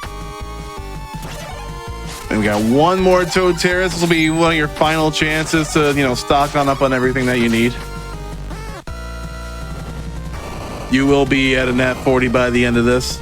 We got the ball and chain. We got, pretty much everything that we need. If you didn't have everything that you needed, there's a little secret staircase right here. There's health. There's a lot of health. Oh.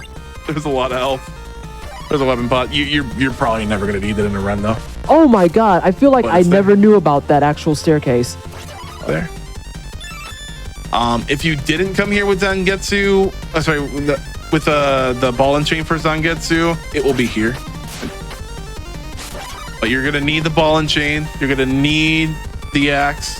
Well, yeah. You're gonna need the axe, and then you're gonna need the burning sphere. So okay. This will be your final loadout. Okay. Now, as Gremory comes on through, we're going to sub-weapon, neutral jump forward, and we get an auto-time double stack. We activate that burning sphere, and we use our crescent slash and the burning sphere to inflict a lot of damage at once on Gremory. So the thing here is to make sure you have your burning sphere applied as you're, chipping away at Gremory. Jump attacks are really, really great. Also, shout outs to Gremory for giving us the double hands up just to show the ideal standing one time. And it's like, yeah, yes. We're not going to use it. Yes, that's also a thing about Gremory, is that depending on how she positions her hands, that'll be like how she attacks. So there's a lot that's going for that. Now, Gremory Phase 2 is also a lot, because you're going to be needing all the reach in the world because she is perched so high up there in the sky. So it's going to be a lot of our double jumps. It's going to be a lot of our ball and chain to reach up there. And at the apex of our double jump, we let go of our charge whenever it's charged up for that really great crescent. I mean, yeah, that really great charge slash. Okay. So double jump. It's just rotating the double jump sub weapon. And sometimes you want to dodge these attacks. Or if I dodge, put on the fire shield and say, don't think about those attacks. Yep. It's all in the rhythm. So you dodge these folks well.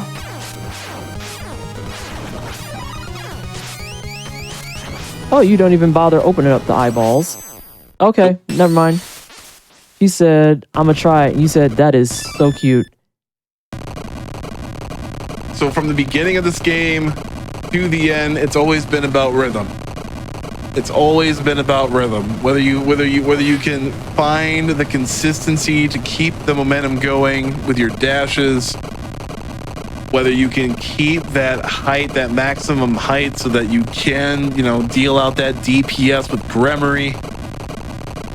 Like one of the best ways to kind of get an idea of like the optimal stuff and how consistent it is just like watching other people's videos.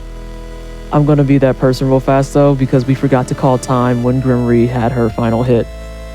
I just looked over at the clock. I was like, The timer is. What if I wasn't done with the tutorial? What if we That's got? true. what if there's more to talk about as the credits roll? What if we want to talk about the epilogue and then the next time you play through, which is without Zangetsu? No, I just wanted to point that out That's too, just though. spoilers. Why would you do that? What do you That's just- mean? That is a silly. spoiler. That's my fault. I'm garbage. It's me. I'm being real new on main. I'm so sorry.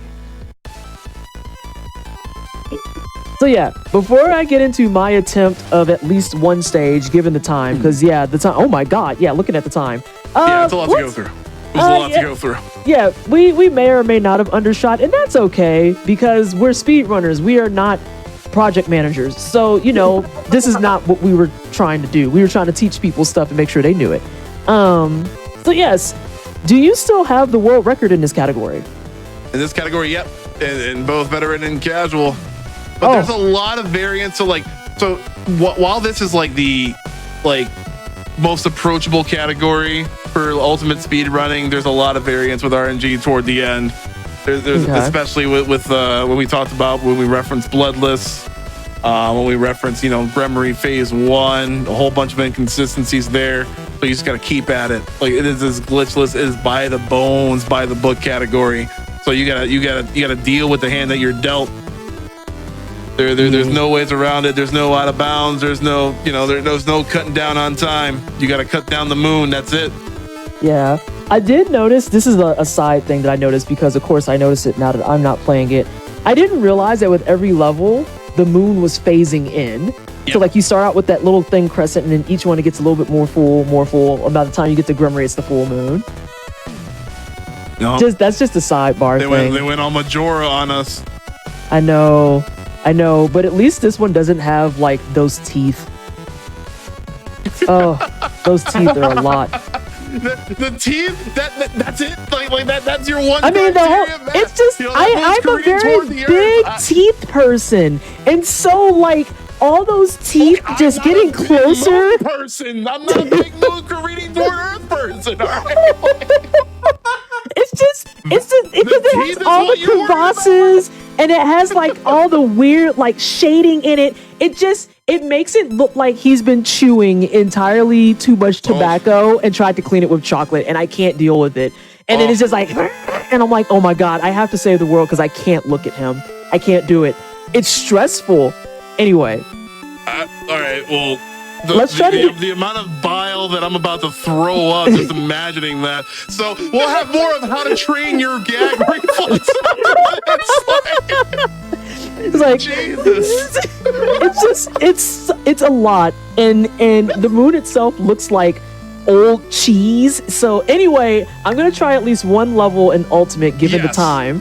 because I want to at least get some of my like mechanics down, and this will at least be the showcase. I feel that, again, Bobby has said it, I have said it, many of people on GDQ have said it. If you want to speedrun, there is no barrier. You go forth and you say, I'm going to start learning my speedrun. And it takes time, it takes effort, it takes energy. This is why I've mentioned multiple times that my biggest stumbling block will be getting that charge slash, because I don't know how to get my hands to work on that. And all that's going to fix that is practice. It's practice. The more you play, the better you do. I mean, and again, there are people that will be grinding this alongside you. Like, and even people that aren't, there are a lot of really great enthusiasts of the speed runs. Our Bloodstained Speedruns Discord. Feel free to ask for help. Feel free to ask for advice. We are all here, ready, willing, and able to guide you through any of these categories. There's a lot of categories too, so much to choose from. If Ultimate doesn't fit your flavor, you got it. But PT, yes. I want to see one level 1. I want to see a 1 level 1. I'm gonna try my best. My charge slashes will be ugly, and I'm sorry, but I'm gonna try and make you proud, because we're technically out of time. But if I can be done with it in even like 10 minutes, I'm gonna be happy. I don't think it'll take me 10.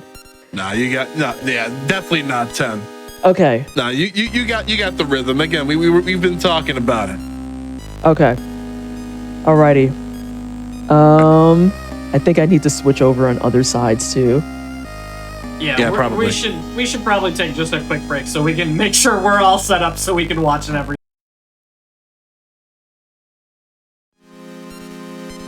Hello, everybody, and welcome back to the Games on Quick Hotfix. This is How to Train a Speedrunner, and tonight we are learning Bloodstained, Curse of the Moon. We have been through the tutorial, and now we're going to watch PT try her hand at a first playthrough, or a first speedrun of it, rather. Attempts will be made, but thank you again, both of you, for working with me on this and trying to train on it. And then also thank you, Bobby, for that last minute save of me asking, hey, where's the trainer? And you going, oh, it's this. Yeah. And that's dope. And I see now, I was like, how are you killing your Miriam right away? I see it. I see it. Also, and I just kind of, before we get into the run, obviously, like, trainer is not allowed in like a real run, but it's a resource. When you're practicing, just use it. Like, feel free to use it just to practice and everything. Just not only, this isn't directed at you, PT. This is for everybody. No. I think the clarification is helpful too, because sometimes that does get kind of lost in the sauce. People are like, oh, I'm going to use this to do it. And it's like, no, when you submit your actual run, you cannot use the trainer. The trainer is helpful for building cadence, getting rhythm, seeing your pathing, understanding it, and getting comfortable with what you're doing. And then the idea is that you use the trainer to get comfortable, and then you turn the trainer off to do your actual run. But some people miss that memo. Yeah, you say what? While you're practicing, feel free to just use it to your heart's content, just to make sure that you're getting all of those things down. You just feel free, like, to use it as much as you want when you're practicing. That's just what I wanted to get across here. Yes. Please do not use your trainers and submit a run. Everyone will look at you very strange. They will look at you very strange. Also, I know, Bobby, you said that there's even a category for veteran versus casual. And I think that you also said what the difference is for that. And then casual is that you don't have that knockback. Yep. Yeah, there's that. There, you start with more of a maximum weapon points, and weapon points are worth more. Like there's actually, like, you know, like some nuance around the casual difficulty, but yeah, veteran's kind of like, you know, meat and potatoes, like, you know, very classic OG Castlevania-ish, like. Alrighty. Whew, I'm a little nervous, but we're gonna get there. I can do this. I can do this. I accidentally started dashing and practicing and forgot that I was supposed to announce when I'm getting started. So I'm just gonna curse to the moon, and we can start from there if that's cool. Yeah, absolutely. Yeah. Alrighty. Sweet. In 3, 2, 1, and go. Oh my gosh, we're already starting off poorly. So I remember you said we dash here, And it is still that 1 second cadence. Like I was mashing before, but now I'm like a lot more comfortable just kind of taking my time with it. But as I proceed to, I remember to push up. Now, if I take damage there, should I just go ahead and start over, or? No. Oh my lord, no. Stage 1 resets. I was just asking. No, especially when this is your first couple plays, a couple times through. You definitely want to, adjust or, be quick to adjust rather. Okay. So yeah, like there's some clumsiness still that's had, but I'm not going to be too upset about it. As a matter of fact, I think that's the best approach I can have is accepting that I'm going to be clumsy because it's my first time. That's my mantra. It's my first time. Weave. There you go. This is the room from hell for me though. So I have to hold here. And then you'll see like where my button mashing is starting to get messed up. He tried to knock me down. Did you see that, Bobby? But yeah, like it's such a weird moment because I just cannot get that that charge in the way I need to. So I need to figure out my buttons. Oh, that was cute. Oh, look at that vault. That was a clean vault. So we said there's health here. I don't need it. And then if I was ever short, I've got all types of stuff here. Yep. And then that's another ball and chain. For whatever reason. For whatever reason. Because, you've introduced all these other ones to you. I'm already holding my charge. And I'm trying to remember what you said about that arc. You might catch me walk a couple times. But that was just early. I think, too, I get my buttons all messed up. Okay. But then we can at least from here do these. Yeah, I think the rhythm of like the ball and chain and the charge slash, again, like you can get 2 ball and chain attacks in to have enough time to have a charge up there. Yeah, because that's too and close. Remember that your charge slash can also destroy projectiles. I did forget that entirely. So this is using the trainer stuff because I'm just taking advantage of it so we can keep moving. But yeah, that's like the biggest thing that I'm having the hurdle with is trying to get my fingers acclimated to that. Oh, but we should also sit here. And then let me just yeah, make sure to take that I took it off. I turned it off. It didn't. There's no. I don't know what you're talking about. I had 99, but I had 99. I accrued the 99. I don't know what you're talking about. Accrued? I accrued it fairly and squarely. I grabbed every single big potion bottle. Didn't you know you could do that, Bobby? You can grab every potion bottle and get 99. Today I learned how to train. The student has become the teacher. Yeah, there you go. Oh no. Other fun things for if you're using the trainer, remember to click back into your game because if you try to run this on not windowed, it is not happy about that. Yes. And so in turn, you will look silly for a few seconds trying to figure out why won't this work? Hi, it's my fault. It's an operator error. All right. So let me see if I can. So now, of course, there we go. We're gonna try this. Ooh. I almost had something going there. I was almost cooking, but not quite. Now remember, you don't need the charge slash for these folks. Oh. You can just crescent slash. You can just cleave through them. Oh. Oh, there you go. I would say these guys I remember from my vanilla playthrough. And they were a pain in my ass then. So I'm very familiar with them. So now we should have frogs. We should have heckin' dang froggos. Yeah, we gotta skip the rocks. Oh. There you go. Like. And I guess we don't have to skip the rocks here. We can just dash. Because it's going with this. Okay, this is the scary room. I need to... Ooh. Okay, do I need to charge slash here? I don't remember. So right. you can vault over those two, or you can use the oh, you didn't pick up the magic charm. You can over there, I think. Okay. A little upstairs, but You know what? I'm just gonna go for the vault. yeah. God bless it. I tried. Almost. That was like a pixel or two off. Yeah, I was gonna say I was almost there, but now let's see. You can over and get to. There's the revive button. That's what I'm trying to do. It's not working. Bobby, it's not working. I mean, it's not working. That's exactly what I said. It's not. Oh wait, time out. Once again, it was an operator error. I don't know what you're talking about.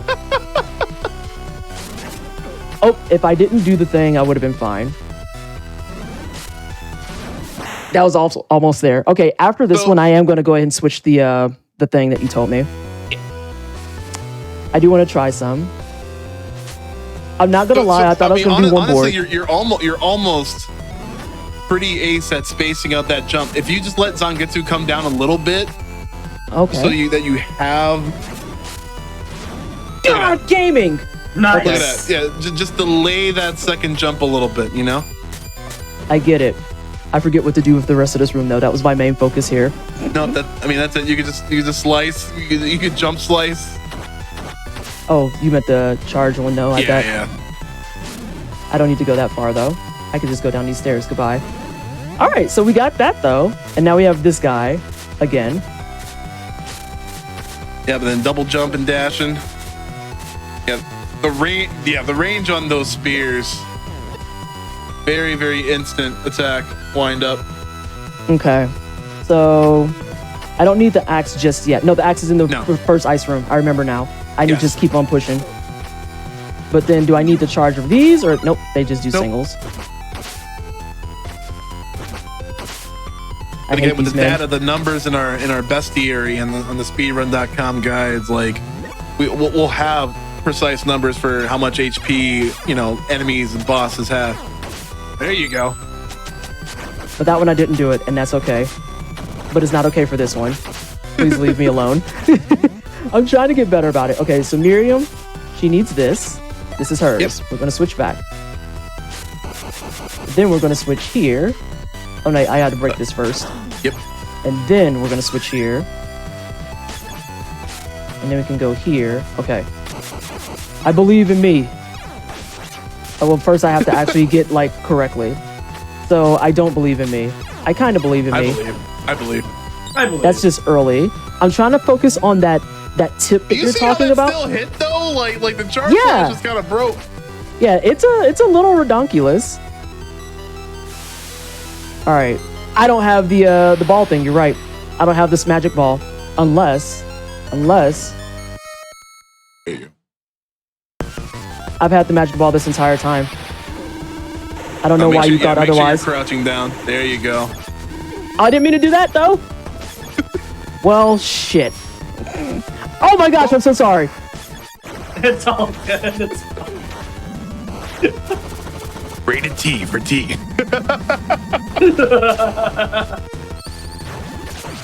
Oh, because this is the worst part. You don't even want to see this part of the fight because it's awful. From then it's just on, awful. I probably recommend the backup here, just doing charge slices, because you'll get rid of the ball projectiles as well. So this is what I was supposed to do, was this number right here, and then do one of those, and then switch to Miriam.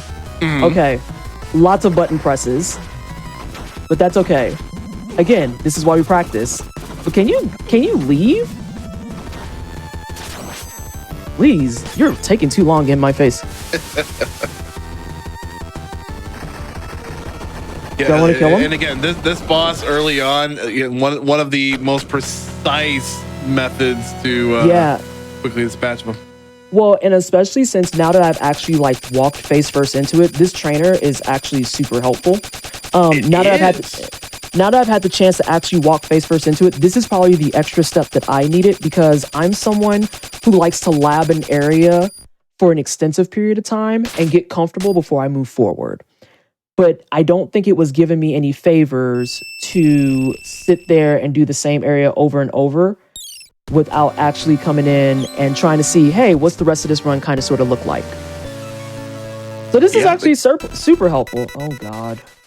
Yeah, good thing about this trainer is that it also has save states where you have like position saved throughout the level. So if you want to put a state at right before a boss door, so you can keep grinding that boss like opportunity, like you can. And bosses are probably going to be like the greatest feats of execution in a run like this. Okay. Yeah, because having the chance to actually sit down and do that boss for a second just now, I didn't mean to do that. That's okay, I can fix it. I never did that. I never did that. I didn't see anything. I didn't. I would say, what do you mean? That never happened. But then this is like the problem I run into is like I have really bad mashy finger. Although this is actually something weird that's happening. That was strange. I think I might actually be going further into the junk food thing than I thought. So I remember you said put that there. Yeah, so that blocks that, and this is where you should also be charging your projectile or your slash. Oh my gosh. So you jump right over and release. Yeah, like it's just really quick strings of inputs like that. And then for this guy, I believe we're double slashing here. Yeah, we can. Okay. I need all the practice I can get. So, I did one. It. Oh my God, I did one. Right, wait, but not that. There we go, old dude. There, that was a projectile. That was the way we're supposed to travel the entire time. Although that's super dangerous just because of the fact that if you fall off the back there, it'll knock you all the way back. Some things are being learned. Some of it's sticking. Yeah, some of it's sticking. The movement's great, and then like when you start like further practicing these segments, then you start adding in the candle routes, like what weapon points or what candle should I break to pick up these weapon points and all that, things like that. So this is one where, hang on, I'm actually gonna reset this because I want to. Oh, okay, I can't reset it. Noted. Yeah, you can go back. No, it's fine because I know you could do that for other rooms. Okay, so ideally for this, it would be, we'll count that hit, sure. Because then we would need to be Miriam, but not like this, which is terrible. Not like that. Not like this. But then please do not get Jeeble. And I guess too, oh my God. Yeah, a lot of this, it's very beginner friendly, but there's a lot of things that you're thinking about at once. And I think that's what's messing me up. But I do remember that there's health there. I remember that there's health there. I'm gonna grab her here. All right, Bobby, I'm gonna go for it. Here, go for it. I just hold left the whole entire time, then right jump. Left until you see the staircase. Oh, well, or that left works and too. dash. Oh well. Well, that you know works what? Too. You know what? Sure. We're just going to file it under sure. It's the super safe route now.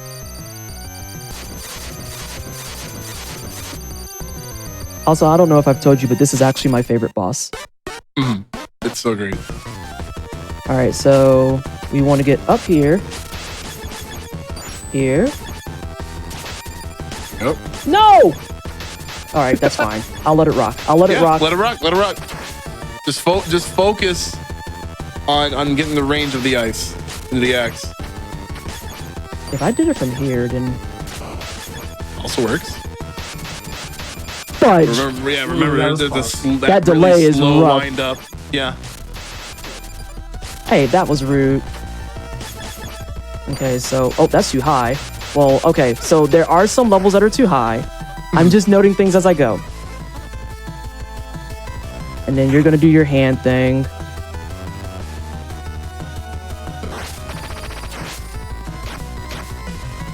Oh, now this is awful. Oh, never mind. I don't care about y'all. Carve a path. There we go. So I said that at the beginning too. I know that's going to be something I need to work on as well, is my bumper game. Because I mentioned that at the beginning, that right bumper moves it right, left bumper moves it left. I have a very notorious tendency to use just the right bumper. And that's going to have to force me out of that real bad. Oh, yeah. like you can't. I mean, you can definitely cycle on over, but it's gonna be a lot until. Yes. I'm not gonna lie though. Now that I'm doing it, I feel a little bit more comfortable at the idea of doing this run with training. Not gonna lie. Like I was very, very nervous because I thought it was gonna be a case of, oh God, she really doesn't know what she's doing. But it feels a lot like I have, I'd say about 45% of what I need. Now I just need to put it into application and practice. Yeah. That'll all be through, again, like watching videos, like, you know, lapping things out yourself, the research. We do have the database, part of our, you know, major resources for Bloodstained, Curse of the Moon 1 and 2. I'm gonna be honest with you, Bobby. I don't remember what the hell to do on this board.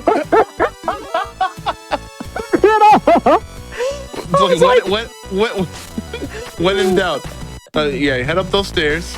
Yeah, just keep going right. Dodge these enemies. Gonna go up these other stairs. Hold your up button. Remember to double slide? Oh, yeah. Wait, I gotta probably break it first. Yes, you do. All right, we're going for it. Yep. Oh, swag. Nice. I told you Swag. it's free. That was, You oh can my space God. out those double jumps here, make the climb. Oh God. You know what? We're gonna take it though. Yeah, it's good. And then I forget if these guys need the single or double slash. Double slash, never mind. I answered my own question. Yeah, charge slash would do them. Would do them in. There you go, double jump into Jeeble. Make sure to untransform as soon as you hit that platform though. Okay, and then I think didn't you go on the top here? No, we slid through. Okay, that's what I thought. So Miriam slide. Yeah, But then you're just bound to get hit at one of these instances. So you're gonna keep going to the right. More to the right. And then go up here. Up. Hold the up button. There we go. Up buttons, please. And then we freeze this guy. No, Oh. that's in another stage. See? This is why I just flat out said, I don't remember what to do here. Oh no, but these are the toads. Remember, jump and slicing. Jump and slice. Or Sometimes we throw fireballs. I was or we throw fireballs for swag. Yeah, we're just gonna go downstairs. Oh my, if there's any other way out there, around there, you let me know. You say what? Oh, you mean the broom? Shut up. Shut up. Okay, Yeah, dog those is actually. dogs, I gotta, jump slash, can dispose of the dog. No, I didn't mean to do that. Hi, this is a part of training. These are things that happen. Yeah. Oh, hey, look, I got this back. Well, he never died. This room just reloaded. All right, so now. Yeah, just make sure to space out those jumps with the dash. You're getting it. All right, we're getting there. Sir, I don't actually want to look at Alucard. I mean Dracula. I mean Richard. Oh yeah, we have to deal with these. Shots at Richard. Yeah, Not our Richard. No, I don't mean our Richard. Just straight catching straight. What? Why are you saying I'm throwing it at our Richard? That's not what's happening at all. Like, it could be any other name. What? All right, we'll call him Christopher. How about that? Is Christopher work? Can we do that one? No? I apologize to all the Christophers in chat. What do you mean? What do you mean? Here's the best thing. Nessa's doing all of this route subconsciously. Yeah. Like, look at that. A little bit. There's bits and pieces that I remember, But for the most part, I remember there's help here. And then I remember you said, do not touch this one. Haha. Do not. We don't like that one. It smells. All right. But yeah, so now we have the. axe. I would say now it's the moment of truth. Okay. Oh wait, I need to be on. No, you're fine. So okay. like when it starts, jump forward, and at the top of the jump, do the frost caliber. Okay.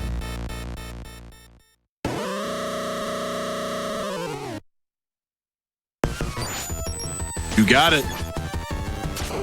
But then I missed that. All right. Chip at him again. There, get out of here. Go away. You're terrible. Now, I know you said that we could go for the extra damage. I'm going to hold my position as the new person, and I'm just going to hang out on Granddad for a second. Yep. Can I freeze this early? I guess. Today we learned I can freeze early. Okay. Look at that. You know what? I'll take that.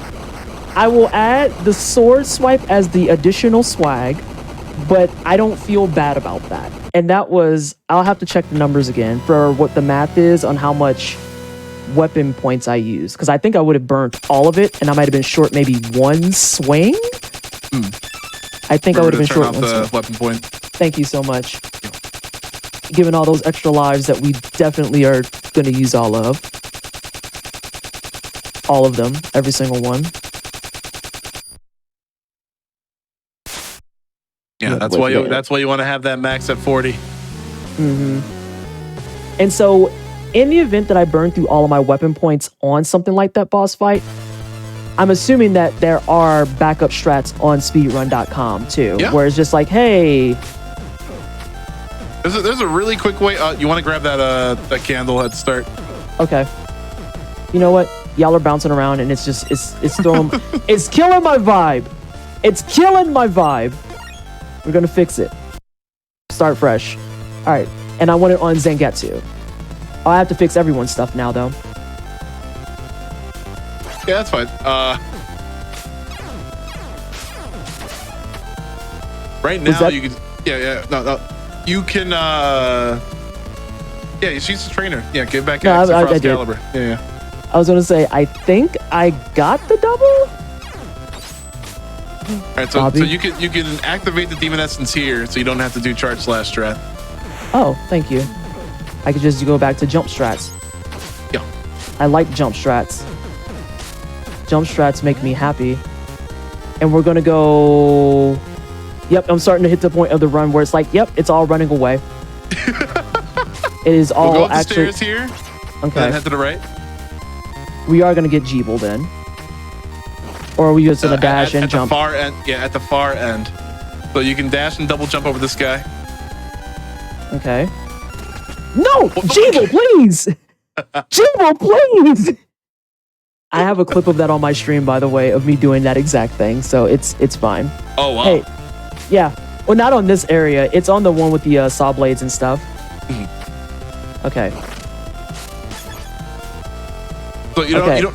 Yeah. I don't have to. Let me go ahead and stop for a second because I want to hear what you're gonna say. So when those mimics like are about to attack, they're actually vulnerable. So as you're jumping forward, you can do a crescent slash. So you can land on their. You can destroy them and land on the platform that they were on. So you can better retain the dash momentum. Oh, but from this moment, from where I am, I need to dash. It's dashing. Got it. Yep, just like that. So you'll phase through them, right? So you don't have to worry about them. Got it. And then I'm continuing right. Yep. I can. You can dribble. Then we're going up. I remember this when we're going up. We don't go into that gap. We're going into the. Okay, well, I'm just gonna kill you anyway. Oh, I could have jumped up there. I could have jumped up there. Demon essence works. Yeah, you can, but that's also a really good backup strat. The demon essence really helps with cleaving down the mobs. All right, I do have to double cleave this guy. I believe in me. Did it before? Although not like that. He will bite back, though.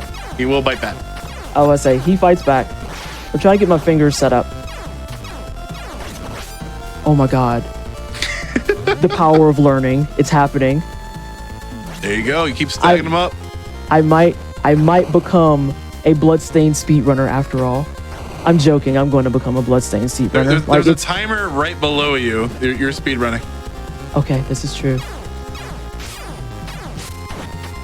Ooh, almost. I would say it was almost there. Another? Yeah, let's do another one. But, you don't want to get hurt by that thing because, yeah, it's a one hit. It's a one hitter quitter. Oh yeah.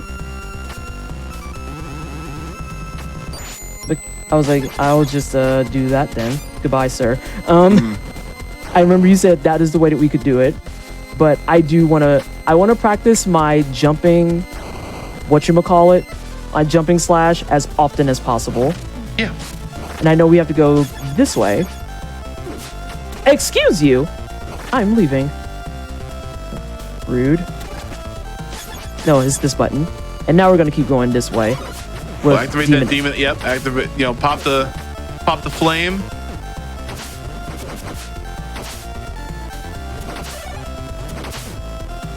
Stuff. I was about to say, I have to be better about remembering my sword kills projectiles. My sword kills projectiles. You just and then run this under guy's, this guy. yeah, this guy's just a dweeb. He's doing stuff. Right, up those staircases. Do I jeeble or can I do the Miriam strat? I'd say the safe bet is go up the staircases. Oh, Because the thing about transforming into Jeeble is that just the axes just might knock you out. God bless it. And Yep, you gotta hold up. I will say, well, I had my moment finally. I forgot to hold up. I am now holding stairs. Up. All right, so this is where we'll double jump in Jeeble. Oh. I will say, hold up. Yeah, Jeeble? Try doing it from the left side. You know what? We're there now. No, we're not. Okay. It was a joke. We're gonna just start this fresh. Yeah, it's way easier from the left side. Oh, I see what you're saying. Yeah. I get it. But please don't actually make me go back up those. This is the area I was thinking of where you were saying I could do something like... Okay, good. I didn't mean to do that. Yeah, you can dash jump. I Just can do latch that. onto those stairs. Yep. Or, the rope. All right.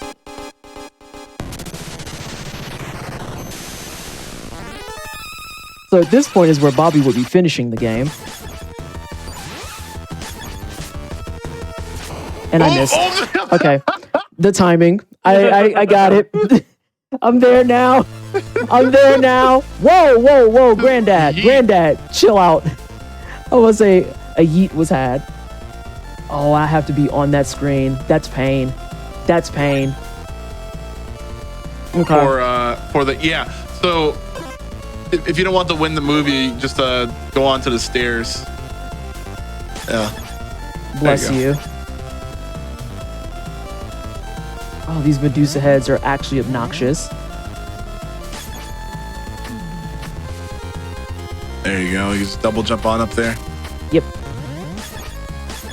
Come on, Granddad. Now remember, you got to use Dangetsu first to get to that right height. Oh. So double jump and then swap. Oh my God. There's just so much happening. It's a lot. And I still missed? Yeah. Well, now people get to see some of this boss for a little bit. Also, do not have Granddad out in this fight. You can use the Frost Caliber to destroy those projectiles too. Oh. The day I learned. But yeah, you can just keep ice axing at them. That's just the one thing. The one thing to practice is just ice axing and just making sure that you're instantly swapping. Yeah, that's harsh. I'm not gonna lie. Also, thank you for that intel. Yeah. Am I gonna get there in time? I'm taking it. No, obviously you're not gonna have unlimited amount of Frost Calibers to work with. No, not at all. But this is also why I say, like, you know, like you should just probably be at your maximum for weapon points, like just in case something like this happens and you need to use, you know, some extra points. Yeah. This is also why we lean into things like our trainer, strictly because of the fact that it's my first time. I've played this game and I've platinumed this game. I've platinumed this. I've platinumed Ritual of the Moon. I have not platinumed Curse of the Moon 2 yet. I have, I think, 2 achievements left, and I know I got to turn it off.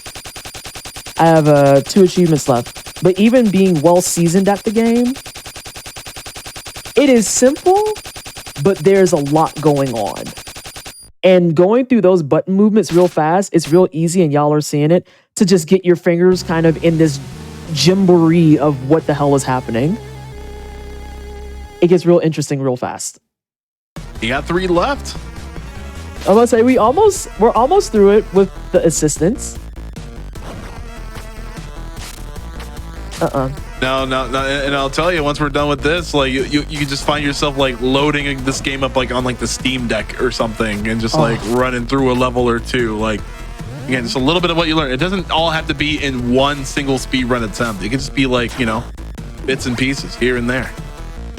And that's kind of what I was saying before, is that I know I'll be more comfortable learning. No, wait, I need to go up. Yep. Goodbye, sir. Oh no, axe homies. So you got the swap hop. So like, you Not might like wanna, that. You might want to practice the swap hop. The swap hop, which is, I know what you're saying. Yeah. So like long jump is Miriam, and then in midair swap to Zangetsu, and then finish off with the double jump. So like that. Just like that. Okay. That felt good. That felt nice. Oh, Doro. Oh, God. No, you can just regularly slice it. You don't need to charge for this one. So you go under, jump forward, slice. There you go. Okay. I got scared. You saw I got scared. I was like, Oh, do I need to go up or to the right? No, to the right. No, you're fine. Okay. I just wanted to make sure. That I didn't remember. You're right. I am kind of running this subconsciously. This is terrifying. Why am I learning this quickly? The jump scare. Yeah, the jump scare. He scared me a little bit. The way that guy revs up is that like even the double jump won't clear him, so you gotta have that charge slash ready.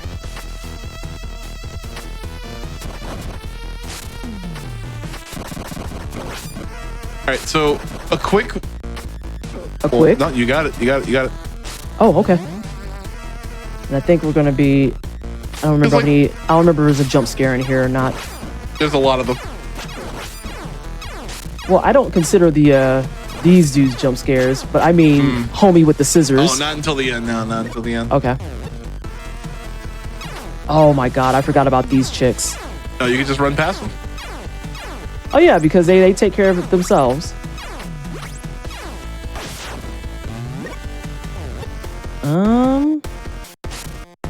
I'm not dashing because I'm a pleb.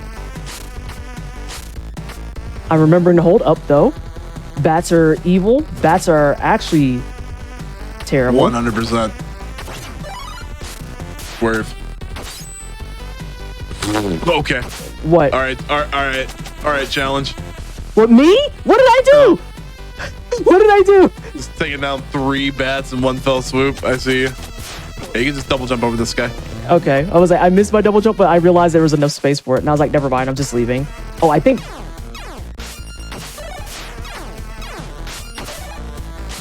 Nice. I was about to say, I got those nerds. We're getting better. We're getting better. Yeah. Oh my God. This man though. I don't remember if you dodged all these people or not. I'm gonna be honest with you. You can dodge the big ones, but you gotta slice through the Medusa heads. Okay. And I should have switched off of Demon Power into Ball and Chain. Now that I'm in here, I remember that. Which I definitely did. I 100% did that. Oh my gosh. Yeah, that's rough. That was awful. Oh, you got it. Oh, nope.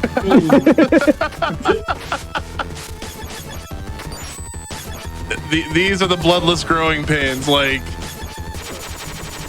Yeah, I got super crappy umbrellas. Hi. Huska! You gotta make the noise. That's how you ensure you land it. it provides that extra you know. I'm not gonna make that. I'm just gonna take my L. I'm gonna pretend I'm running for my life. Otherwise, I would have hit her face. Yeah, it kind of has no bearing. Like the desperation moves that the bosses do at the end kind of have no bearing on, like, you know, the actual speed. And I'm turning it off. I should remember to turn it off before the boss actually hits so that I'm like not locking us in there. Not locking us in there. Oh my god, what level am I on? This will be level 7. That's 2 more. Oh my gosh. We're doing okay. I'm still really nervous because I don't want to feel like I'm embarrassing you. No. I just love when people are interested in one of my favorite speed games. All right, so let's do. Okay. Jeeble. Almost. Jeeble. I swear. Jeeble. Land Jeeble. Oh, proper positioning. Oh, there you go. There, I fixed it. Oh god, it's more of this. We want to do Miriam long jumps, right? Yeah. This is gross. Okay. Yeah, that was terrible. So, you got it though. I think for now you can do double jumps and just swap to Jeeble. Oh, double jumps and swap to Jeeble. Okay. Yeah. Oh god.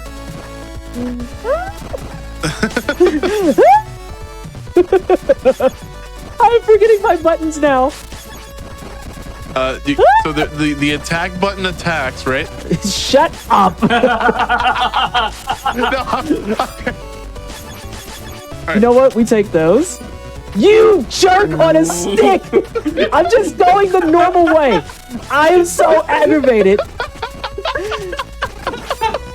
I got trolled. That's how this game goes. So yeah. Literature. That's how it goes.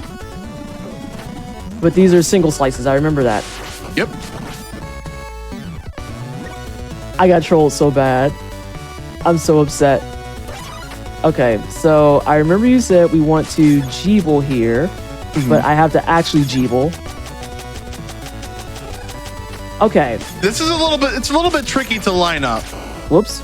Wrong person. Like, the way that you want to do it, yeah, space out those double jumps, and as soon as you get that bat transformation, you buffer that bat dash, that aerial bat dash attack. The problem is I don't think I remember. The X button? There we go. Yeah, there we go. So yeah, it's a timing exercise for sure. Yeah, so because you have to buffer. I think I know what I want to do. Nope, I can't do that. No, you can't do that. No. Do you have to really buffer forward? So no. So what you can do is kind of like lean up on the ledge there, like I was doing before. Yeah, and then hold forward and then do the bat attack. There Dope. you go. You'll wrap up a little bit. I just noticed that. I was like, oh, I wrapped. There you go. Okay. And then I think you said for this one we want to we could just Jeeble that joint. Yep. And then this is your fun room. Hold on, I remember. Quit attacking Granddad. So the thing about that, the thing about that is that you want to kind of follow the projectile. You don't want to let it get away too much. Yeah, because you otherwise won't keep up with it. Yeah, absolutely. I think I also got unlucky. So you can swap to Alfred a little bit later in that room so that you can guarantee the hit on the fire golem.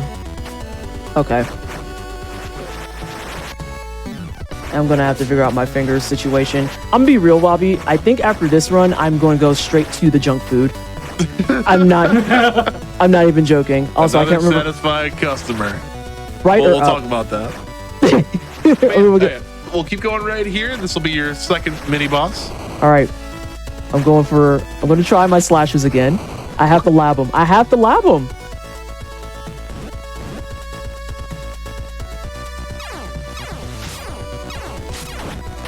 Almost. That one, I just didn't have my stuff together.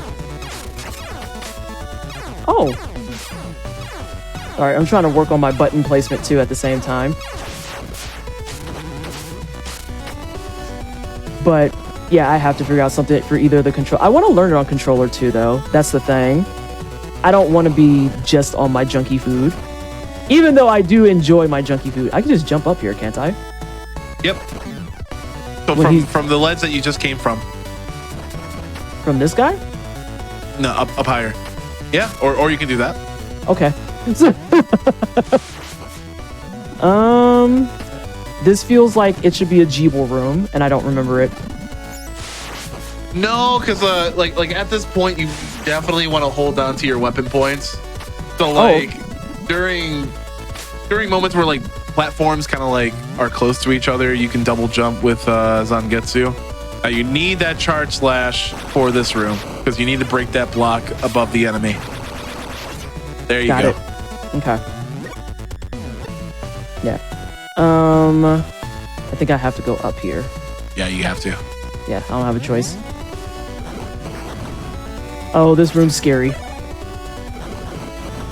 This one is the Jeeble room. So double jump, Jeeble, and then bat dash a couple times because there will be some people flying at you, and you'll want to dash through those so you don't get hit out of them with like that. Yeah. Okay. Yeah, I remember that room in particular. All right, I'm thinking, so please leave me alone, sir. I want to go up, I believe. Yep. Ma'am, not literally. Look at you. Proud of you.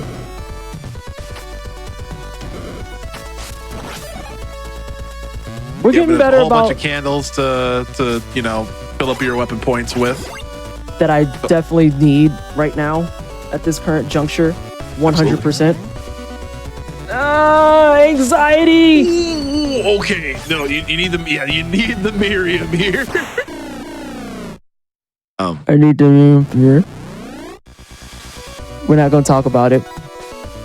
No, Nobody Miriam's saw back. that. Hey, Miriam's back. Oh my god, I had to swing my cane. I was so angry about that.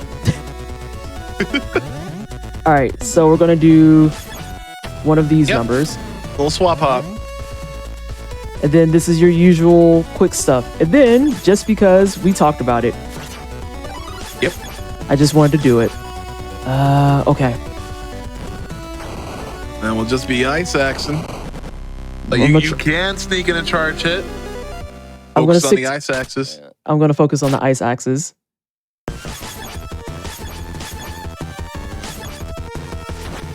As I then proceed to not ice axe.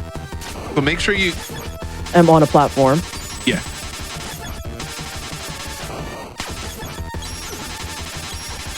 Oh no! Jump. I messed up.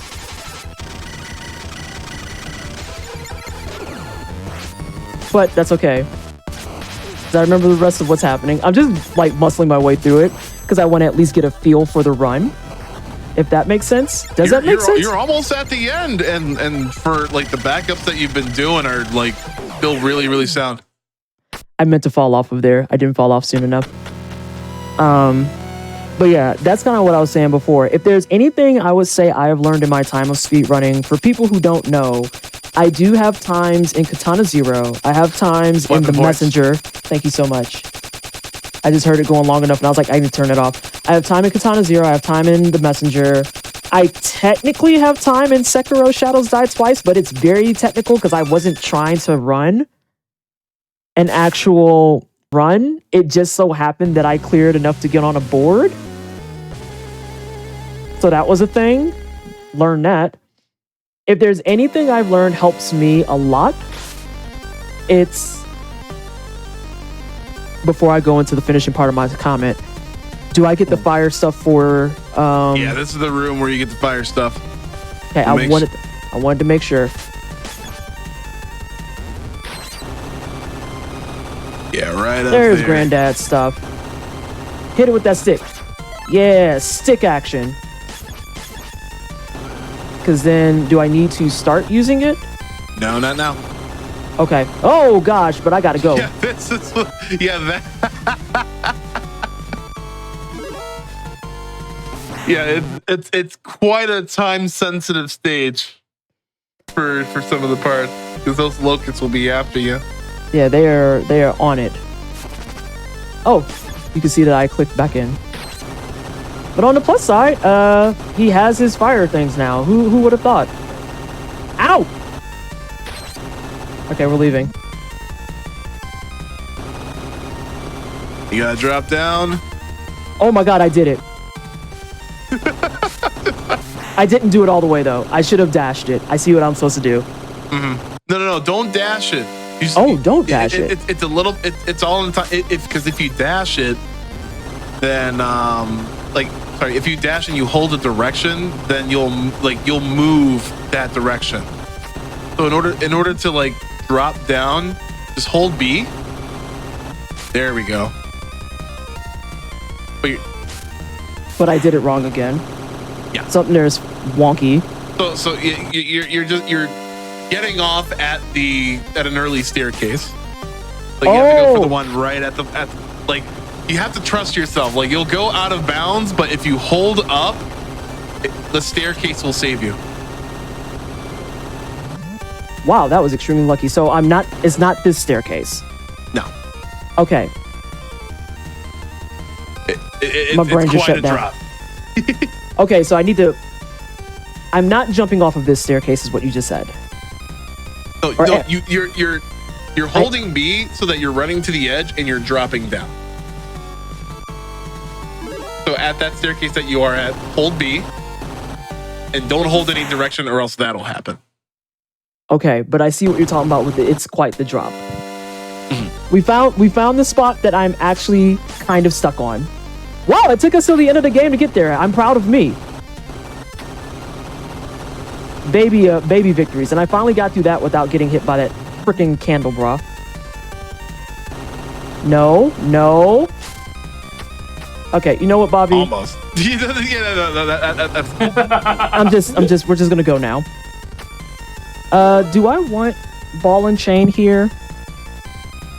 Yes. Yeah, you don't want. Yeah, we don't. I mean, like, technically you don't use any other thing by Zangetsu until like the very end. You're just kind of platforming with them. And then those guys are smacking me. Yeah, at this point, I'll be honest with all of chat. I'm going through it in terms of my attentiveness category. You prick! That was not attentiveness failure. That was just me not prepared for that. The idea was there. You say what? The idea was there. So applying that fire shield so that you can like cleave through everything. Just make sure to double jump over that guy, and that's pretty much it. So you have to walk up here, reapply. Yeah, there you go. Okay, and then go back down. Yep. Whoop. I would have fell into that crevasse, Bobby, and I would have been so irritated. I feel it. Oh, 1 a.m. vibes.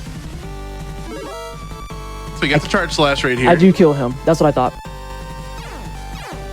Yeah, these guys are way too big to vault over. All right. But yeah, you're 1 a.m. vibes. I'm 11 p.m. vibes. So we're getting there. So you said he's too big to vault over, but I don't kill this one. You can double jump Jeeble if you want. Either that or the charge slash will cleave through him. But you gotta. I gotta say I gotta lab that out real bad.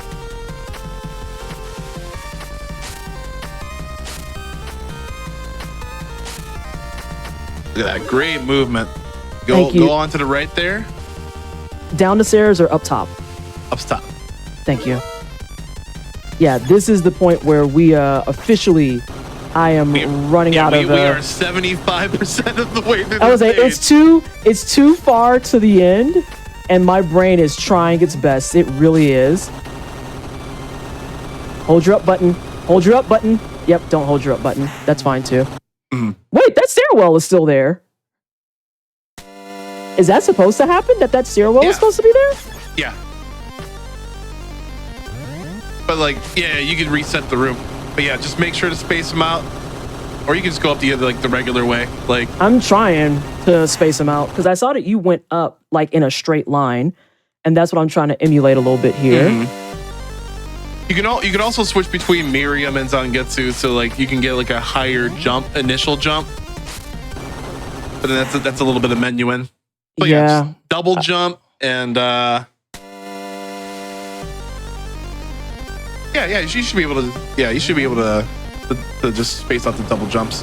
Yeah. Oh, I'm starting to lose. I'm about to say I'm starting to lose steam bad. I just got to get the Grimmery. I have to get the Grimmery. I can't let the run die like this. I can't. I'm too far. Listen, the way I'm about to cheat and Jeeble. Oh gosh. Yeah. Almost there. Almost there. I'm gonna be real. I might actually give it up after 2 minutes because I am exhausted. I'm trying my best and I don't want to keep y'all here. Okay. I mean, even just doing what you've done in the first sitting is pretty impressive considering you learned this 2 hours ago. Like, No. I almost had, my brain tried to pick up on it. It was like, no, grab the bat. It almost clicked. I feel like I did do it. I believe. I gotta believe, but not like that. Not like that.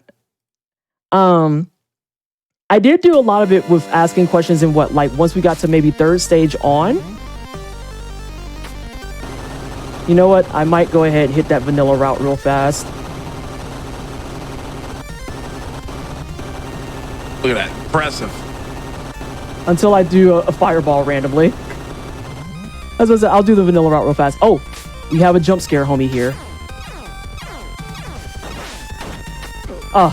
That's fine. Yeah. He's relatively weak. All right, we got 2 more rooms. We got the Toad Terrace. The what? Toad Terrace. Like Frog Hallway and I Toad remember Terrace. this now. Ribbit Road. Not Ribbit. Whoa. They'll gang up on you. I see that. I was trying to remember to hit my attacks at the same time. Okay. And I jumped in that time. This is fine. I'm so upset you called it Ribbit Road. By the way, I'm going to steal that. Just so you're aware.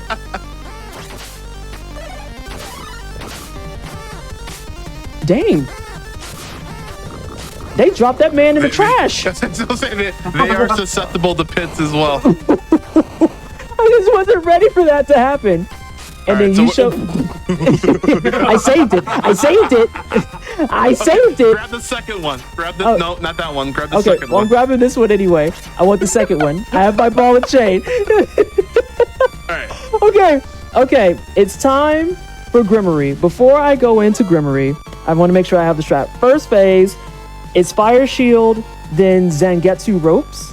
Was it? Or was it Fire Shield and then regular attacks? Zangetsu regular attacks. That's even into like jump attacks, yeah. That's even less brain power. Okay. Zangetsu regular attacks. So you're using ball and chain for second one. For the second one, phase. Yep. So, okay. So close, chat. So close. We're so close. I'm not gonna go to Granddad right away. The sub-hour is real. I believe in the me that believes in me. I believe in the you that believes in me. Oh my gosh.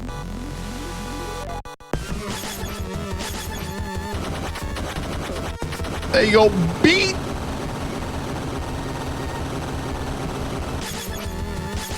There you go, just reapply. Get into the rhythm of the quick menuing. The slide input's even. I need you to die. I need you to die. Please. Please die. Don't give me your hallelujahs. I want you to die. Thank you. I can't remember though, if I die on second phase, do I have to do first phase again? Yes. Okay. Just stay as close to the center as possible. And I still need to put Fire Shield on. Well, put Fire Shield on when you see the sickles appear. Okay.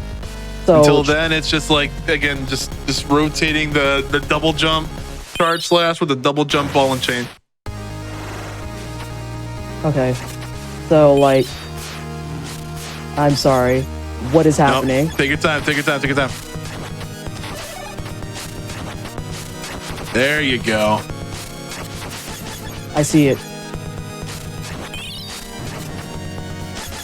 I don't need this.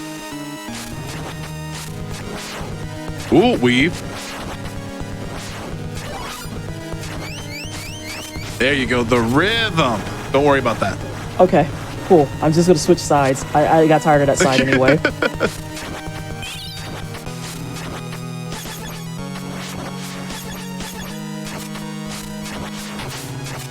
Nope.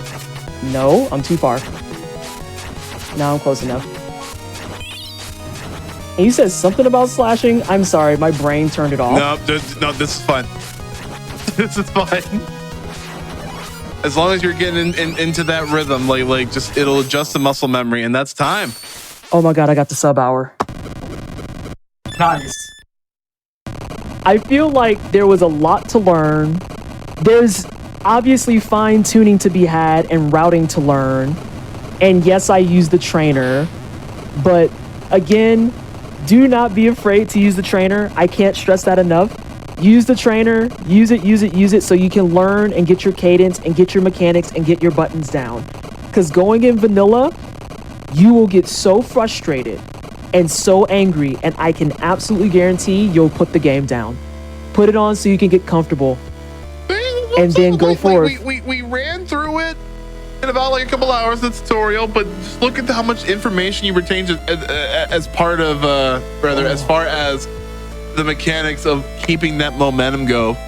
Yeah, like you were weaving in and out of those levels, and again, the boss techniques are like they will take a lot of patience, a lot of consistency to get down pat. But yeah, honestly, like you've displayed like literally more than half of the game and what you're supposed to do and how you're supposed to adjust. So like this was an excellent first showing. oh my gosh. And Especially since you learned this 2 hours ago. yes, with like, and I've watched Blacktastic do this run many times. I love this run.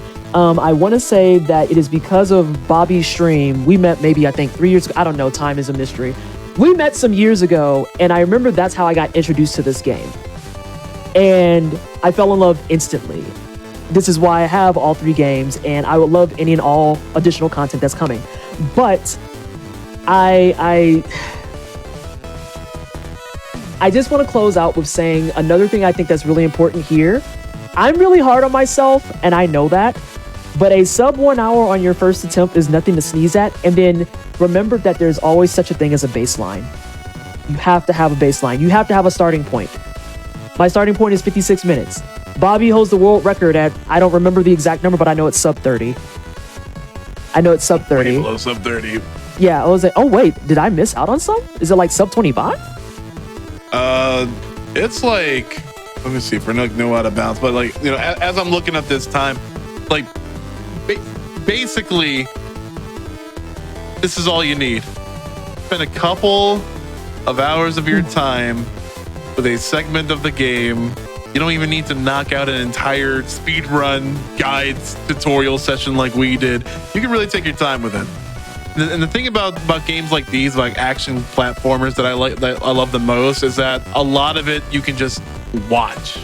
Like you don't really need any inherent explanations. Like we did have to mention double stack, and I did have to mention some glitches when we performed it at Summer Games Done Click. But everything that you see, it's like, okay, yeah, I should be doing that. Oh, this is how they reacted.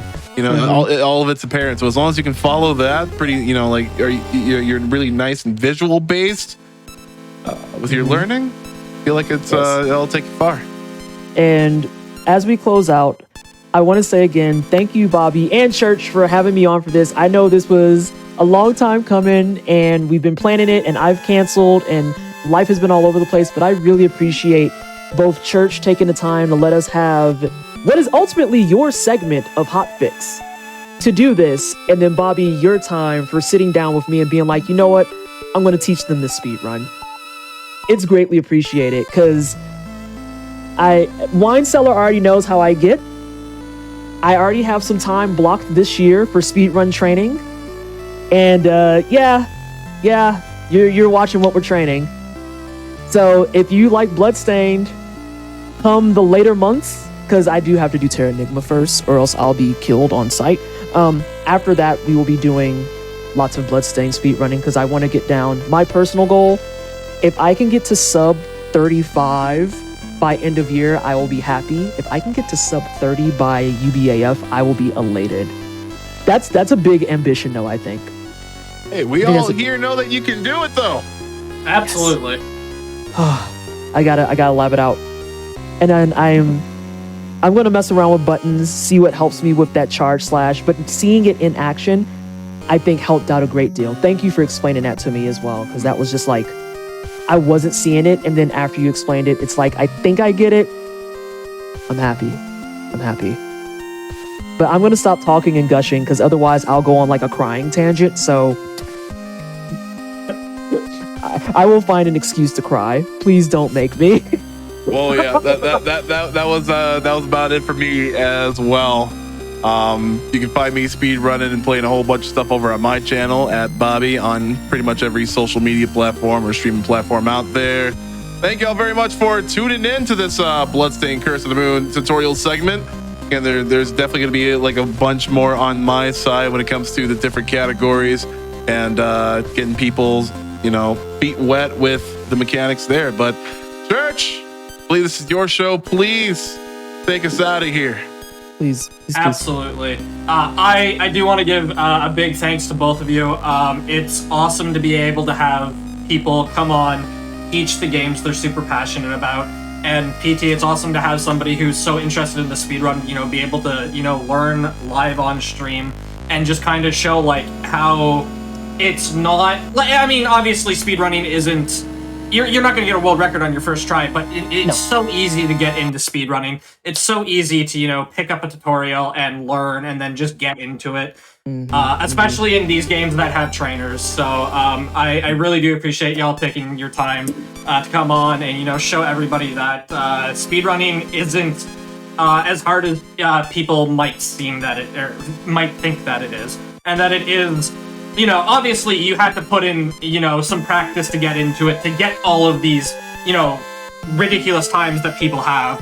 But everybody started somewhere. Nobody just picked up the game and got a sub 25 in in this game or whatever, right? And that's actually what I was gonna say next is when you're doing speedrunning, remember that your first big wall is yourself.